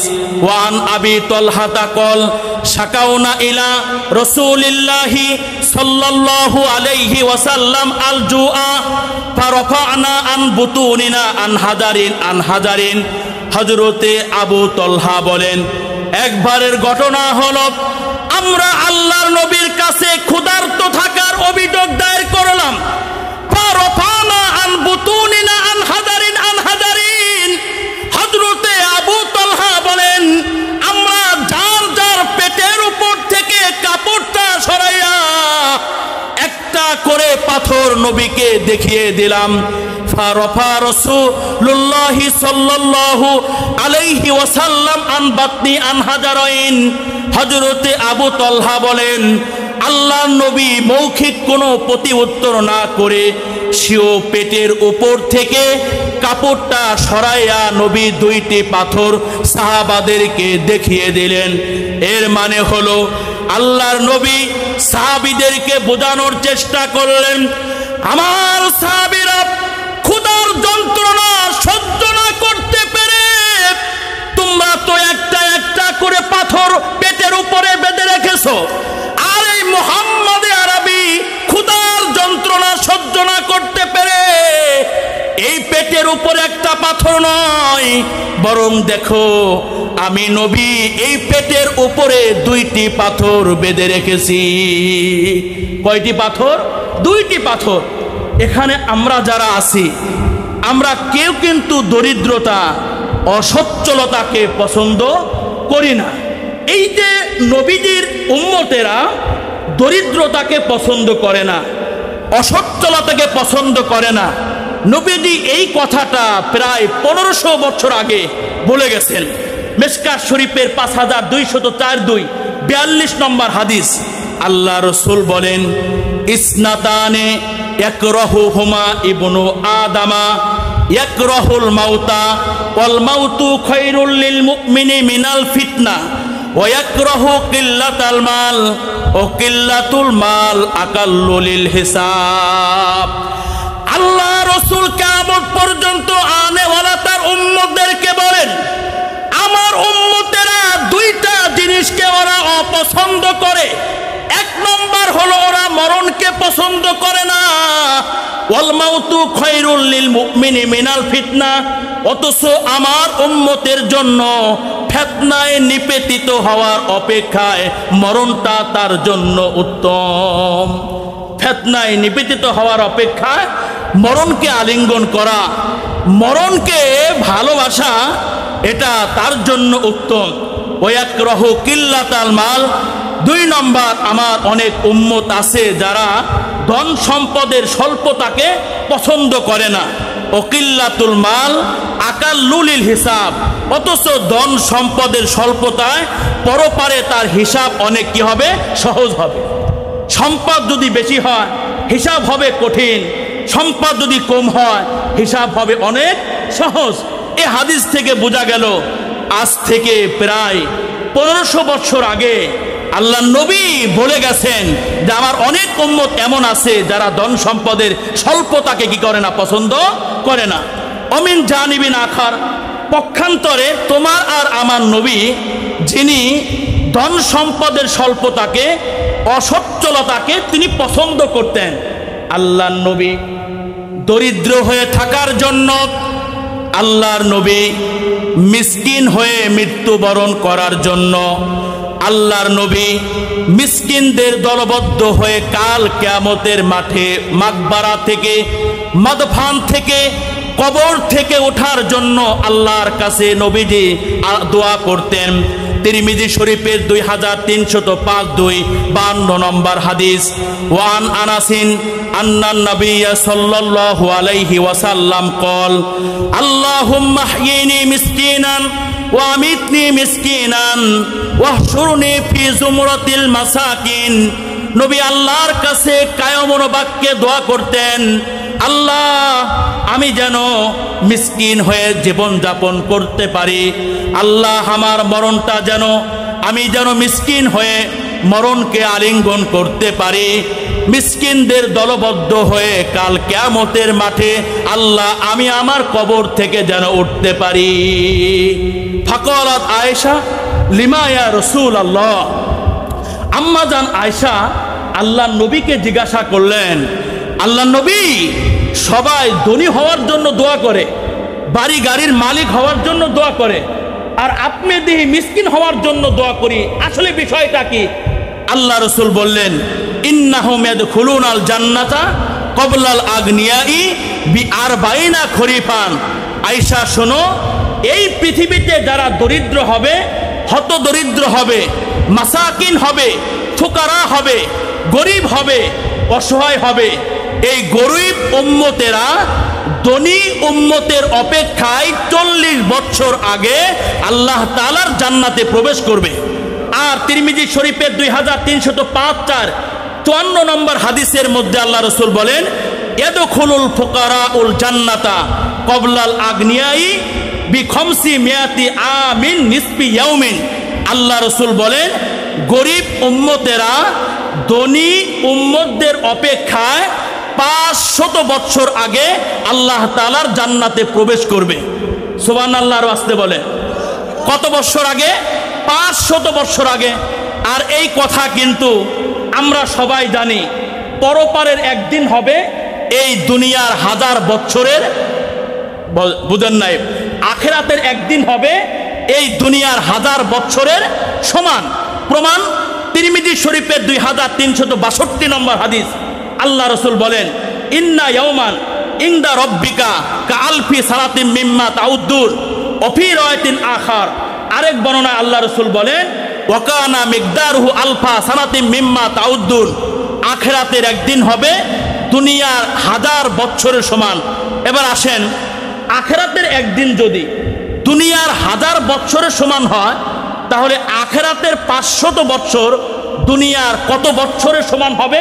হিসাব করলে বের হয়ে আসবে আখিরাতের 500 বছর দুনিয়ার 18 কোটি 25 লক্ষ বছরের সমান। আখিরাতের 500 বছর হবে দুনিয়ার 18 কোটি 25 লক্ষ বছরের সমান। অতএব হাদিসের তরজমা কি হবে? ইয়াদখুলুল ফুকারাউল জান্নাতা ক্বাবলাল আগনিয়াই বিখামসি মিয়াতি আমিন নিসবি ইয়াউমিন। আল্লাহ রাসূল বলেন, আমার গরিব, আমার মিসকিন, আমার ফকির উম্মতেরা ধনী উম্মতের অপেক্ষায় 500 বছর আগে, অর্থাৎ দুনিয়ার 18 কোটি 25 লক্ষ বছর আগে আল্লাহর জান্নাতে প্রবেশ করবে। এরপরে আল্লাহ রাসূল আম্মাজান আয়েশাকে বললেন, ইয়া আয়েশা লা তুরাদ্দিল মিসকিনা ওয়ালাউ বিশিক্কি তামরাতিন, হে আয়েশা শোনো, কখনো যদি তোমার কাছে মিসকিন আসে, গরিব অসহায় মানুষ কখনো যদি তোমার কাছে আসে, তাকে শূন্য হাতে খালি হাতে ফিরিয়ে দেবা না। ওয়ালাউ বিশিক্কি তামরাতিন, একটি খেজুরের টুকরা হলো ওই গরিব মিসকিন অসহায় মানুষটার হাতে তুমি তুলে দিবা। ইয়া আয়েশা আহিব্বিল মাসাকিনা ওয়া কররিবিহিম, হে আয়েশা গরিব মিসকিন অসহায় মানুষকে ভালোবাসবা, ও কররিবিহিম, এবং তাদেরকে নিজের কাছে জায়গা করে দিবা। কেমন যেন আল্লাহর নবীকে প্রশ্ন করলাম, ওগো আল্লাহর নবী, আমরা যদি আমাদের সমাজের গরিব মিসকিন অসহায় মানুষদেরকে ভালোবাসি এবং ওদেরকে দূরে ঠেলে না দিয়ে ওদেরকে যদি কাছে জায়গা করে দেই, তাহলে আল্লাহ তাআলা আমাকে কেমন পুরস্কারে পুরস্কৃত করবেন? প্রশ্নের জবাবে আল্লাহ রাসূল বলেন, ফাইন্নাল্লাহা তাআলা ইকররিবুকা ইয়াউমাল কিয়ামা, এই দুইটা আমল, 1 নম্বর হলো মিসকিনদেরকে ভালোবাসা, 2 নম্বর ওদেরকে দূরে ঠেলে না দিয়ে কাছে জায়গা করে দেওয়া। এই দুইটা আমল কেউ করলে কাল কিয়ামতের মাঠে আল্লাহ তাকে নিজের কাছ থেকে দূরে ঠেলে দিবেন না, বরং আল্লাহ তাকে আল্লাহর কাছে জায়গা করে দিবেন। আল্লাহর কাছে কি করে দিবেন? আল্লাহ তাআলা জায়গা করে দিবেন। এই পৃথিবীতে নবী আমার যতদিন জীবন্ত ছিলেন, তিনি আরোহীর ন্যায় তিনি দুনিয়াতে বসবাস করেছেন। তিরমিজি শরীফের 2377 2377 নম্বর হাদিস, আন্নান নবিয়্যা সাল্লাল্লাহু আলাইহি ওয়াসাল্লাম নামা আলা হাসিরিন, আল্লাহর রাসূল একদিন চাটাইয়ের উপরে ঘুমিয়ে গেলেন। ফাকামা ওয়াকাদ আসসারা ফি জাসাদিহি, এই যে আল্লাহর নবী চাটাইয়ের উপরে ঘুমিয়ে গেছেন, সেখান থেকে আল্লাহর নবী যখন উঠে গেলেন, নবীজির মুবারক শরীরে চাটাইয়ের দাগ বসে গেছে। ফাকালা ইবনু মাসউদ, ইয়া রাসূলুল্লাহ লাউ আমারতানা আন্নাবসুতা লাকা ও নামালা। আব্দুল্লাহ ইবনে মাসউদ আল্লাহর নবীর শরীরে চাটাইয়ের দাগটা যখন দেখলেন, আল্লাহর নবীকে ডেকে আব্দুল্লাহ ইবনে মাসউদ বললেন, ওগো আল্লাহর নবী, আপনি যদি আমাদেরকে নির্দেশ করেন, তাহলে আমরা আপনার জন্য উন্নত মানের একটা বেডশিট তৈরি করব, একটা বিছানা তৈরি করে আল্লাহর নবী আপনার জন্য ওই বেডশিটটা বিছিয়ে দিব। ফাকালান নাবিয়্যু মালি ওয়ালিদ দুনিয়া ওয়ামা আনা অদ-দুনিয়া ইল্লা কারাকিবিন ইস্তাদাল্লা তাহতা শাজারাতিন সুম্মা রাহা ও তারাকাহা। আল্লাহর নবী আব্দুল্লাহ ইবনে মাসউদকে ডেকে বললেন, আমার সাহাবী শোনো, এই দুনিয়ার সাথে এই মুহাম্মাদের আবার কি এর সম্পর্ক? এই দুনিয়ার সাথে এই নবীজির সম্পর্ক হলো একজন আরোহী ব্যক্তির মতো। যেই আরোহী লোকটা তিনি একটি বৃক্ষের ছায়ায় বসলো, সুম্মা রহা, এরপরে কিছু সময় আরাম করলো, ও তারা কাহা, এরপরে ওই বৃক্ষটা ছেড়ে এসে চলে গেল। হাদিস থেকে বোঝা যায় যে নবীজি যতদিন এই পৃথিবীতে তিনি জীবন্ত ছিলেন, তিনি একজন আরোহী ব্যক্তির ন্যায়, একজন মুসাফির ব্যক্তির ন্যায় তিনি বসবাস করেছেন। আমাদের কাছে দুনিয়া আসে, টাকার কোটি কোটি টাকার অফার আসতে পারে, সামনে জাতীয় নির্বাচন, কথা বলেন ঠিক না বেঠিক? আমাদের কাছে এই দুনিয়ার অফার আসে, দুনিয়া আমাদের কাছে সুসজ্জিত হয়ে আসে। তোমার আর আমার কাছে এই দুনিয়াটা যেমন সুসজ্জিত হয়ে এসেছে, ঠিক তদ্রূপভাবে তোমার আর আমার নবীর সামনেও এই দুনিয়াটা সুসজ্জিত হয়ে এসেছিল। কিন্তু নবী আমার এই দুনিয়াকে গ্রহণ করেন নাই, দুনিয়াকে প্রশ্রয় দেন নাই, বরং এই দুনিয়াকে তিনি দূরে ঠেলে দিয়েছেন। তিরমিজি শরীফের 2346 নম্বর হাদিস, আল্লাহ রসুল বলেন, আরাদা আলাইয়া রব্বি লিয়াজআলা লি বাতহা মাক্কাতা যাহাবান। একবার আল্লাহ তাআলা আমি পয়গম্বরের সামনে মক্কার বাতহা অর্থাৎ সুপ্রশস্ত একটা পাহাড়কে স্বর্ণে রূপান্তরিত করে দেওয়ার প্রস্তাব পেশ করলেন। আল্লাহ তাআলা নবীর সামনে প্রশস্ত পাহাড়কে স্বর্ণে রূপান্তরিত করে দেওয়ার বিষয়টি পেশ করলেন। ফাকুলতু লা ইয়া রব্বি ওয়ালাকিন আসবাউ ইয়াওমান ওয়া আজু ইয়াওমান। আল্লাহ রাসূল বললেন, আল্লাহ তাআলা এই দুনিয়ার আমার কোনো দরকার নাই, বরং আমি নবী একদিন খেয়ে পরিতৃপ্ত হব, ওগো আল্লাহ তাআলা, আর আরেকদিন আমি অভুক্ত থাকব। ফাইজা যুতু তাদাররাতু ইলাইকা ওয়া যাকারতুকা। যেই দিন আমি অভুক্ত থাকব, যেই দিন আমি ক্ষুধার্ত থাকব, ওই দিন আরামের ঘুমকে হারাম করে রাতের মধ্য প্রহরে সুন্দর করে ওযু বানাইয়া তাহাজ্জুদের মুসাল্লা, তাহাজ্জুদের জায়নামাজে সকাতরে নবী আমার আপনার কাছে দোয়া করব, আপনার কাছে মিনতি করব, ও যাকারতুকা, এবং বসে বসে আপনার জিকির আজকার করব। এরপরে আল্লাহ রাসূল বললেন, ওয়াইদা সাবিতু হামিদতুকা ওয়া শাকারতুকা। আল্লাহ তাআলা আর যেই দিন আমি খেয়ে পরিতৃপ্ত হব, ওই দিন আমি আপনার প্রশংসা করব, ও শাকারতুকা, এবং আপনার নিয়ামতের শুকরিয়া আমি আদায় করব।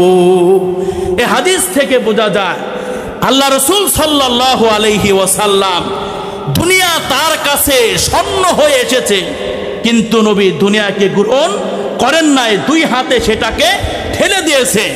নবী যেহেতু এই পৃথিবীতে মুসাফিরের ন্যায় এবং পরদেশীর ন্যায় বসবাস করেছেন, আর এই কারণে আল্লাহ রাসূল তার উম্মতদেরকেও দুনিয়াতে মুসাফিরের ন্যায় এবং পরদেশীর ন্যায় বসবাস করার নির্দেশ করেছেন। সুনানে ইবনে মাজার 4114 নম্বর হাদিস।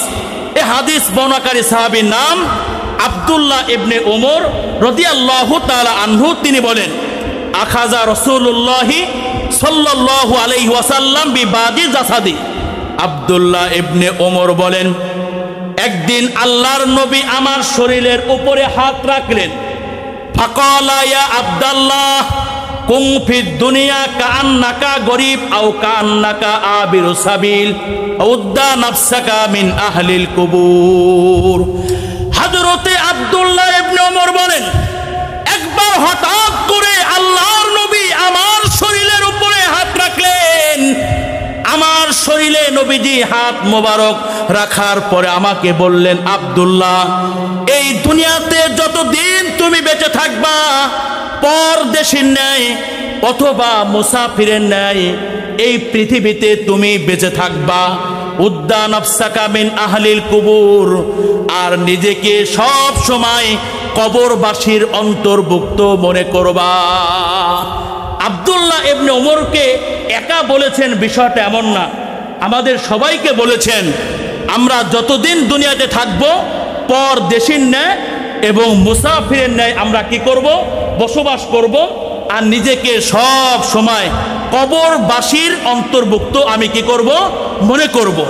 আল্লাহ তাআলা এই যে নবীজি বিলাসী জীবনযাপন পরিহার করে আল্লাহ তাআলার আকরব আলাল আকরব বান্দা বলেছেন, আমরাও যদি বিলাসী জিন্দিগি পরিহার করে আমরা যদি নবীওয়ালা জিন্দিগি বানাইতে পারি, তাহলে নবীর সঙ্গে আমরা ইনশাল্লাহ সুম্মা ইনশাল্লাহ জান্নাতে থাকতে পারব। এখন একটা প্রশ্ন হচ্ছে, আমার আলোচনা কিন্তু অনেক লম্বা, এখন আপনাদের একটু জিজ্ঞাসা করতে চাই, আপনারা যদি একটু সময় দেন বা আগ্রহ থাকে তাহলে জটিল এবং কঠিন একটা প্রশ্নের জবাব দেব। প্রশ্নটা হলো, এই দুনিয়াতে বেঈমান কাফের মুশরিক যারা আছে ওদেরকে সচ্ছলতা দান করা হয়েছে, ওদেরকে বাড়ি গাড়ি ব্যাংক ব্যালেন্স আরাম আয়েশ সব কিছু দেওয়া হয়েছে। আমরা যারা রবের ইবাদত করি আমাদেরকে কিন্তু সচ্ছলতা দান করা হয় নাই। তো প্রশ্ন হচ্ছে, বেঈমানদেরকে দুনিয়াতে সচ্ছলতা দান করা হলো, ইমানদারদেরকে সচ্ছলতা দান কেন করা হলো না? অথচ আমরা যারা ইমানদার আমরা কার ইবাদত করি? আরো জোরে বলেন, কার ইবাদত করি? আর বেঈমানরা রবের কি করে না? ইবাদত করে না। এই প্রশ্নের জবাবটা আপনারা যদি ধৈর্য থাকে তাহলে দিব, আর ধৈর্য না থাকলে, যেহেতু আমার 1 ঘন্টা হয়ে গেছে আলোচনা, আমি এখানে আলোচনার ইতি টানব। আপনার আগে শোনার আগ্রহ আছে না? এখনই দোয়া ধরবো ইনশাল্লাহ, কষ্ট দেওয়া যাবে না, কারণ ফজর পড়তে হবে। কিন্তু কার কার আগ্রহ আছে হাত টান দেখি, 2 হাত এভাবে করেন। লিল্লাহে তাকবীর, লিল্লাহে তাকবীর, লিল্লাহে তাকবীর। আল্লাহ কবুল করুন, বলেন আমিন। আপনারা এই রাতের মধ্য রজনী পেরিয়ে প্রায় 1টা বাজার কাছাকাছি সময় আমরা উপনীত, এরপরও ধৈর্য সহকারে কোরআন হাদিসের আলোচনা আপনারা শুনতেছেন। আল্লাহ আপনাদেরকে উত্তম যাজায় খায়ের দান করুন। আল্লাহর সঙ্গে এবং নবীর সঙ্গে জান্নাতে কাছাকাছি থাকার তৌফিক আল্লাহ দান করুন। এই এলাকাবাসীকে আল্লাহ তাআলা আবনাউল আখিরাত অভিমুখে হওয়ার তৌফিক দান করুন। এই এলাকাবাসীকে আল্লাহ তাআলা তাহাজ্জুদ গুজার হওয়ার তৌফিক দান করুন। এই এলাকাবাসীকে আল্লাহ তাআলা কান্নাওয়ালা এমন 2টি চক্ষু দান করুন, যেই 2টি চক্ষু আল্লাহর ভয়ে রাতের মধ্য প্রহরে আরামের ঘুমকে হারাম করে তাহাজ্জুদের জায়নামাজে কান্না করবে। আমিন বলেন। তাহলে প্রশ্নটা কি ছিল? দুনিয়ার বেঈমান কাফের মুশরিক বেঈমান ফাসিক ফুজ্জার ওদেরকে সচ্ছলতা দান করা হয়েছে, আমাদেরকে সচ্ছলতা দান করা হয় নাই। অথচ ওরা রবের ইবাদত করে না, আর আমরা কার ইবাদত করি? এই যে কনকনে শীতের মধ্যে ফজরের নামাজটা পড়া, বুকে হাত দিয়ে বলেন ভালো লাগে না খারাপ লাগে? বুকে হাত দিয়ে বলেন না কেন? এই শীত যত গভীর হবে আল্লাহর মহব্বতের শক্তি আরো কি হবে? আরো বাড়বে। কথা ঠিক না বেঠিক? শীতের দেখবেন গরমের সময় তাহাজ্জুদ পড়া কঠিন, কিন্তু শীতের দিনে তাহাজ্জুদ পড়া, কথা বলেন না কেন, ফজর পড়া সহজ।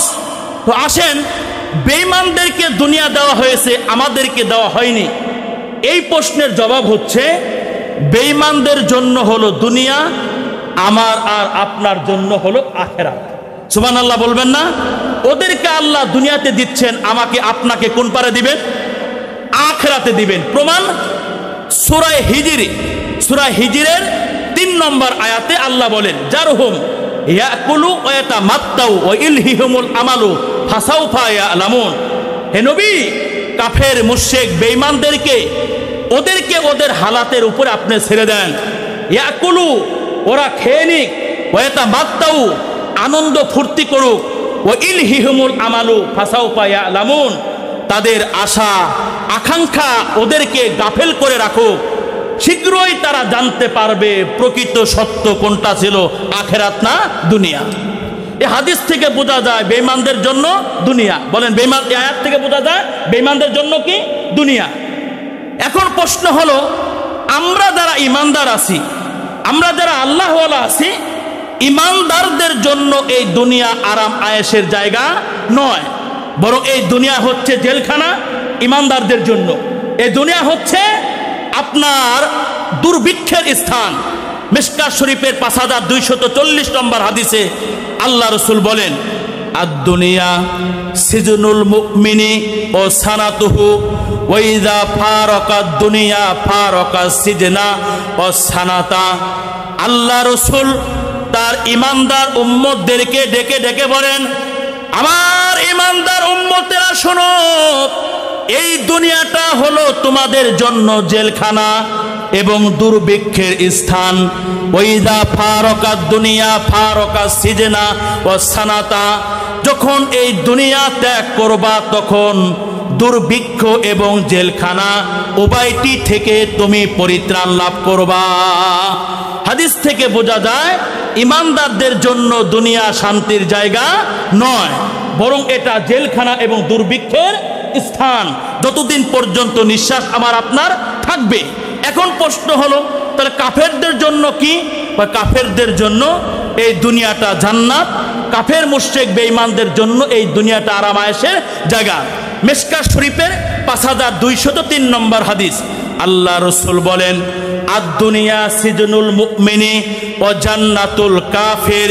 আমার উম্মতেরা শোনো, ইমানদার উম্মতদের জন্য এই দুনিয়াটা হচ্ছে জেলখানা। ইমানদার উম্মতদের জন্য এই দুনিয়াটা কিন্তু শান্তির জায়গা না, আরাম আয়েশের জায়গা না।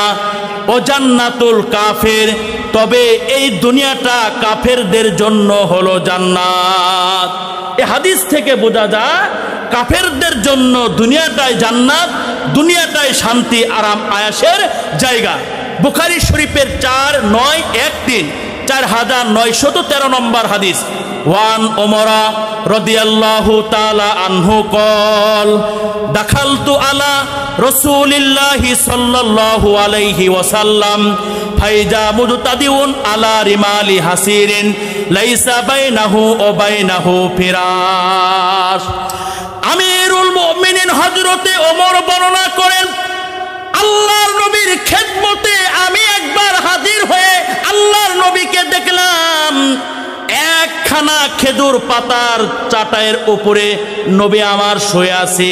লাইসা বাইনাহু ও বাইনাহু ফিরাশ, নবীজি আর চাটাইয়ের মাঝখানে কোনো ফরশ বা চাদর কোনো কিছুই বিছানো ছিল না। কদ আসসারার রিমালু ফি জানবিহি, ফলে নবীজির শরীর মুবারকে চাটাইয়ের দাগ বসে গিয়েছিল। মুত্তাকিয়ান আলা বিসাদাতিন মিন হাসবিন, মুত্তাকিয়ান আলা বিসাদাতিন মিন আদামিন হাসবু আলিফুন। খেজুর গাছের আঁশ ভর্তি চামড়া একটা বালিশের উপরে নবী আমার হেলান দেওয়া অবস্থায় ছিলেন, ট্যাগ লাগিয়েছিলেন। আমিরুল মুমিনিন হযরতে ওমর আল্লাহর নবীকে বললেন, উদুল্লাহ ফালিওয়াসি আলা উম্মাতিকা ফাইন্না ফারিসা ওয়ার রোমা কদ উসিয়া আলাইহিম। হযরতে ওমর আল্লাহর নবীকে ডেকে বললেন, ওগো আল্লাহর নবী, আপনি আপনার উম্মতদের জন্য দোয়া করেন, আল্লাহ যেন আপনার উম্মতকে অর্থনৈতিক সচ্ছলতা দান করে, ধন সম্পদ বাড়ি গাড়ির মালিক হওয়ার তৌফিক দান করেন। কারণ হলো এই পৃথিবীর পরা দুইটি শক্তি, একটা হলো পারস্য সম্রাট আর আরেকটা হচ্ছে রোম সম্রাট। উভয় শক্তিকে আল্লাহ তাআলা দুনিয়াতে সচ্ছলতা দান করেছেন, বাড়ি গাড়ি ব্যাংক ব্যালেন্সের মালিক হওয়ার তৌফিক দান করেছেন। ওয়াহুম লা ইয়াবুদুন আল্লাহ, অথচ এই কাফের মুশরিক বেঈমান ওরা রবের ইবাদত বন্দেগী করে না। আল্লাহ রাসূল হযরতে ওমরকে ডেকে বললেন, আওয়াফি হাযা আনতা ইয়া ইবনাল খাত্তাব, হে খাত্তাবের ছেলে ওমর, তুমি কি এখনো এই ধারণার মধ্যেই রয়ে গেছো। উলাইকা কওমুন উজ্জিলাত লাহুম তাইয়্যিবাতুম ফিল হায়াতিদ দুনিয়া। এই কাফের মুশরিক বেঈমান ওরা হলো এমন একটা সম্প্রদায় যাদেরকে প্রাপ্ত নিয়ামতসমূহ আল্লাহ তাআলা আখিরাতে না দিয়ে আগাম আল্লাহ ওদেরকে দুনিয়াতেই দিয়ে দিয়েছেন। কাফের মুশরিক বেঈমান ওদের সচ্ছলতা দেখে ওমর, তুমি বলতেছো আমাকে রবের কাছে দোয়া করতে যে আল্লাহ যেন আমার উম্মতকে অর্থনৈতিক সচ্ছলতা দান করে। কাহে ওমর, শুনে রাখো, কাফের মুশরিক বেঈমান ওদেরকে আল্লাহ তাআলা আখিরাতে না দিয়ে সব এই পারে আগাম দিয়ে দিচ্ছেন। ওফি রাওয়ায়াতিন আখর, আর আরেক বর্ণনায় আছে আল্লাহ নবী ওমরকে বললেন আমা তারদা আন তাকুনা লাহুমুদ দুনিয়া ওয়া লানাল আখিরাত। আল্লাহর নবী হযরতে ওমরকে ডেকে বললেন, হে ওমর, তুমি কি এতে সন্তুষ্ট নয়? কাফের মুশরিক বেঈমান ওদের জন্য হলো দুনিয়া আর ওলানাল আখিরা আমাদের জন্য, আমার উম্মতদের জন্য হলো আখিরাত। আল্লাহ তাআলা কাফের মুশরিক বেঈমানকে দুনিয়াতেই দিয়ে দিচ্ছেন, আর আল্লাহ আমার উম্মতদেরকে দুনিয়াতে না দিয়ে দিবেন কোথায়? আখিরাতে। নবীজির এই হাদিসটা কখনো যদি কোনো মুসলমানের সন্তানের সামনে পড়ে যায় আর মুসলমানের ওই সন্তানের সামনে যদি রকমারি মানসম্মত খাবার পরিবেশন করা হয়, তখন আল্লাহর নবীর ওই উম্মত মানসম্মত খাবারের মধ্যে হাত দেওয়ার কথা নয়, বরং ওই মানসম্মত রিজিক্কা খাবার দেখার পরে অত টেনশনে পড়ে যাওয়ার কথা নাকি আল্লাহ তাআলা আমার নেক আমলের বিনিময় সমূহ পরপারে না দিয়ে সব কি আল্লাহ আগাম আমাকে দুনিয়াতে দিয়ে দিচ্ছে কিনা। যেমনটা পরেশান হয়ে যেতেন নবীজির সাহাবারা, তাদের সামনে মানসম্মত খাবার আসলে চোখের পানিগুলো বের হয়ে আসতো, পরেশান হয়ে যেতেন, বেকারার হয়ে যেতেন, না জানি আল্লাহ আখিরাত নষ্ট করে সব আমাকে কোথায় দিয়ে দিচ্ছে? দুনিয়াতেই দিয়ে দিচ্ছে। মিশকাত শরীফের 5257 নম্বর হাদিস, ওয়ান যায়েদ ইবনে আসলামা রাদিয়াল্লাহু তাআলা আনহু قال ইস্তাসকা ইয়াওমান ওমর ফাজিআ বিমাইন قد شيب بعسل فقال إنه لطيب لكني أسمع الله عز وجل نعى على قوم شهواتهم। হযরতে যায়েদ ইবনে আসলামা হতে বর্ণিত, তিনি বর্ণনা করেন একবার আমিরুল মুমিনিন অর্ধ জাহানের শাসক হযরতে ওমর এক বাড়িতে গিয়ে পানি পান করার জন্য তিনি পানি চাইলেন। ফাজিআ বিমাইন, ওমরের সামনে পানি পেশ করা হলো। কদ শিবা বি আসালিন, যাতে মধু মিক্সার করা ছিল, মধু মেশানো ছিল, অর্থাৎ মধুর সংমিশ্রণে এক পানি ওমরের সামনে পেশ করা হলো। পানিটা ওমর দেখার পরে ফাকালা ইন্নাহু লা তাইয়্যিবুন, হযরতে ওমর বললেন অবশ্যই এটা সুস্বাদু বটে। লাকিন্নি আসমাউল্লাহ আজ্জা ওয়া জাল্লা না আলা কওমিন শাওয়াতিহিম, তবে আমি আল্লাহ তাআলাকে এক সম্প্রদায়ের উপরে দোষারোপ করতে শুনেছি যারা কুপ্রবৃত্তির অনুসরণ করেছিল। ফাকালা আযহাবতুম তাইয়্যিবাতিকুম ফি হায়াতিকুমুদ দুনিয়া অস্তামতাতুম বিহা, অর্থাৎ আল্লাহ তাদের সম্পর্কে বললেন কাফের মুশরিক বেঈমানদের প্রাপ্ত নিয়ামত সমূহ দুনিয়াতে তাড়াতাড়ি আগাম আল্লাহ তাআলা দিয়ে দিয়েছেন, দুনিয়াতে ওরা ভোগ করেছে, অতএব ওদের জন্য আখিরাতে কোনো পাওনা নাই। ফাখাফু আন তাকুনা হাসানাতুনা উজ্জিলাত লানা ফালাম ইশরাবহু। হযরতে ওমর তিনি এই আশঙ্কা করলেন, আমি চাইলাম পানি, আর আমার সামনে শুধু পানি পেশ না করে উন্নত মানের পানি, অর্থাৎ মধু মিক্সার করা, কি পেশ করা হলো? পানি পেশ করা হলো। এই পানি দেখে ওমরের আশঙ্কা হলো আন তাকুনা হাসানাতুনা উজ্জিলাত লানা, না জানি আল্লাহ তাআলা আমরা এই দুনিয়াতে যে নেক আমল করি, আমাদের এই নেক আমলের বিনিময়ে আল্লাহ আখেরাতে আমাদের জন্য রিজার্ভ করে না রেখে সব কোথায় দিয়ে দিচ্ছে, দুনিয়াতেই দিয়ে দিচ্ছে কিনা। ফালাম ইয়াশরাবহু, এই কথা বলার পরে ওমর ওই পানি আর কি করলেন না, পান করলেন না। তাহলে সংক্ষিপ্ত কথা হলো, বেঈমানদের জন্য হলো দুনিয়া, ওদেরকে আল্লাহ দুনিয়াতে আগাম দিয়ে দিচ্ছে। ইমানদার আল্লাহওয়ালা গোলামদের জন্য দুনিয়া না, ওদের জন্য আখেরাত। 2 নম্বর কথা হলো, আমাদের সামনে যদি আমাদের ইনকাম 500 টাকা প্রতিদিন হয়, কোনো একদিন যদি 1000 টাকা হয়, খুব খুশি না হওয়া। আমাদের সামনে আমরা সাধারণত নর্মাল খাবার খাই, কখনো যদি মানসম্মত রকমারি খাবারের বাহার যদি আয়োজন করা হয়, তখন আমরা যেন কোনো চিন্তা ফিকির ছাড়া খাবারে হাত না দিই, বরং যেন প্রেশান হয়ে যায়, টেনশনগ্রস্ত হয়ে যায়। না জানি আল্লাহ আমি যে ন্যাক আমল করি, আর সব ন্যাক আমলের বিনিময় আমাকে কোথায় দিয়ে দিচ্ছে, দুনিয়াতেই দিয়ে দিচ্ছে। আল্লাহ এই টেনশন আমাদেরকে ফিল করার তৌফিক দান করুন। মোহতারাম হাজিরিন, আলোচনা আমি আর লম্বা করব না, এরপর আমার আরও আলোচনা আছে, ঠিক আছে। সেটা হলো আপনার দুনিয়ার লাইনে আপনি কাকে ফলো করবেন। দুনিয়ার লাইনে যে আপনি, এটা আরও ইম্পর্টেন্ট, দুনিয়ার লাইনে যে আপনার থেকে নিম্ন লেভেলের তাকে ফলো করা। এর মানে হলো আল্লাহ তাআলা আপনাকে প্রতিদিন 500 টাকা ইনকাম করার তৌফিক দিয়েছেন। এবার আপনি ওই লোকটাকে ফলো করবেন না যে প্রতিদিন 2000 টাকা ইনকাম করে, বরং আপনি ফলো করবেন ওই লোকটাকে যে প্রতিদিন 500 না 200 বা 300 কি করে, এই এক কথা আপনার থেকে কম কি করে, ইনকাম করে। অথবা আপনি একতলা বাড়ির মালিক, এখন আপনি যদি 3 তলা 4 তলা 5 তলা বাড়ির মালিককে লক্ষ্য করেন, তাহলে আপনার ঘুম হবে না, ঘুম হারাম হয়ে যাবে, ঘুম হারাম হয়ে যাবে। আপনি 2 তলা 3 তলার বাড়ির মালিককে লক্ষ্য না করে আপনি লক্ষ্য করেন ওই ব্যক্তি যে 1 তলা করতে পারে না, 3 সেটে থাকে, তাহলে কি হবে, আপনার কাছে মনে হবে আল্লাহ আপনাকে অন্যদের অপেক্ষায় অনেক বেশি দিয়েছেন। এতে একদিকে লক্ষ্য করলে আল্লাহ যতটুকু নিয়ামত আপনাকে দান করেছেন, এই নিয়ামতের শুকরিয়া আদায় করার তৌফিক লাভ হবে।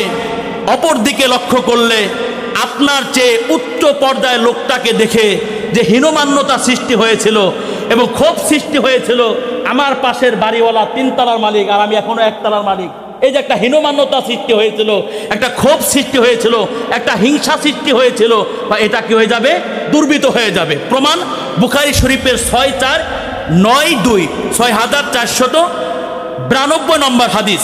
আল্লাহ রাসূল বলেন, ইযা নাযারা আহাদুকুম ইলা মান ফুদ্দিলা আলাইহি বিল মালি ওয়াল খলকি। দেখ আলোচনা অনেক লম্বা, দরকার নাই, তারপরে ফজর নামাজ পড়তে পারবেন না, ঠিক আছে, গুনাহগার হব আমি। আল্লাহ যদি বাঁচায় রাখে, আল্লাহ যদি তৌফিক দান করে, এই একটা টপিক নিয়ে আপনারা আবার সামনে আলোচনা শুনতে পারবেন ইনশাআল্লাহ। বুকে হাত দিয়ে বলেন তো, আমি আলোচনা করলাম কি এর উপরে, দুনিয়া কি নিয়া বলেন, কুনিয়া দুনিয়া, দুনিয়ার বাইরে আমি গিয়েছি, কথা বলেন না কেন। আমি আপনাকে আরেক 1 ঘন্টা টানা এই কোরআন হাদিস দিয়ে এই দুনিয়ার উপর আলোচনা আপনাকে শোনাইতে পারবো, কিন্তু আমি লম্বা আলোচনা করে আপনারা ফজর নামাজ পড়বেন না, তাহলে গুনাহগার কিন্তু আমাকে হতে হবে।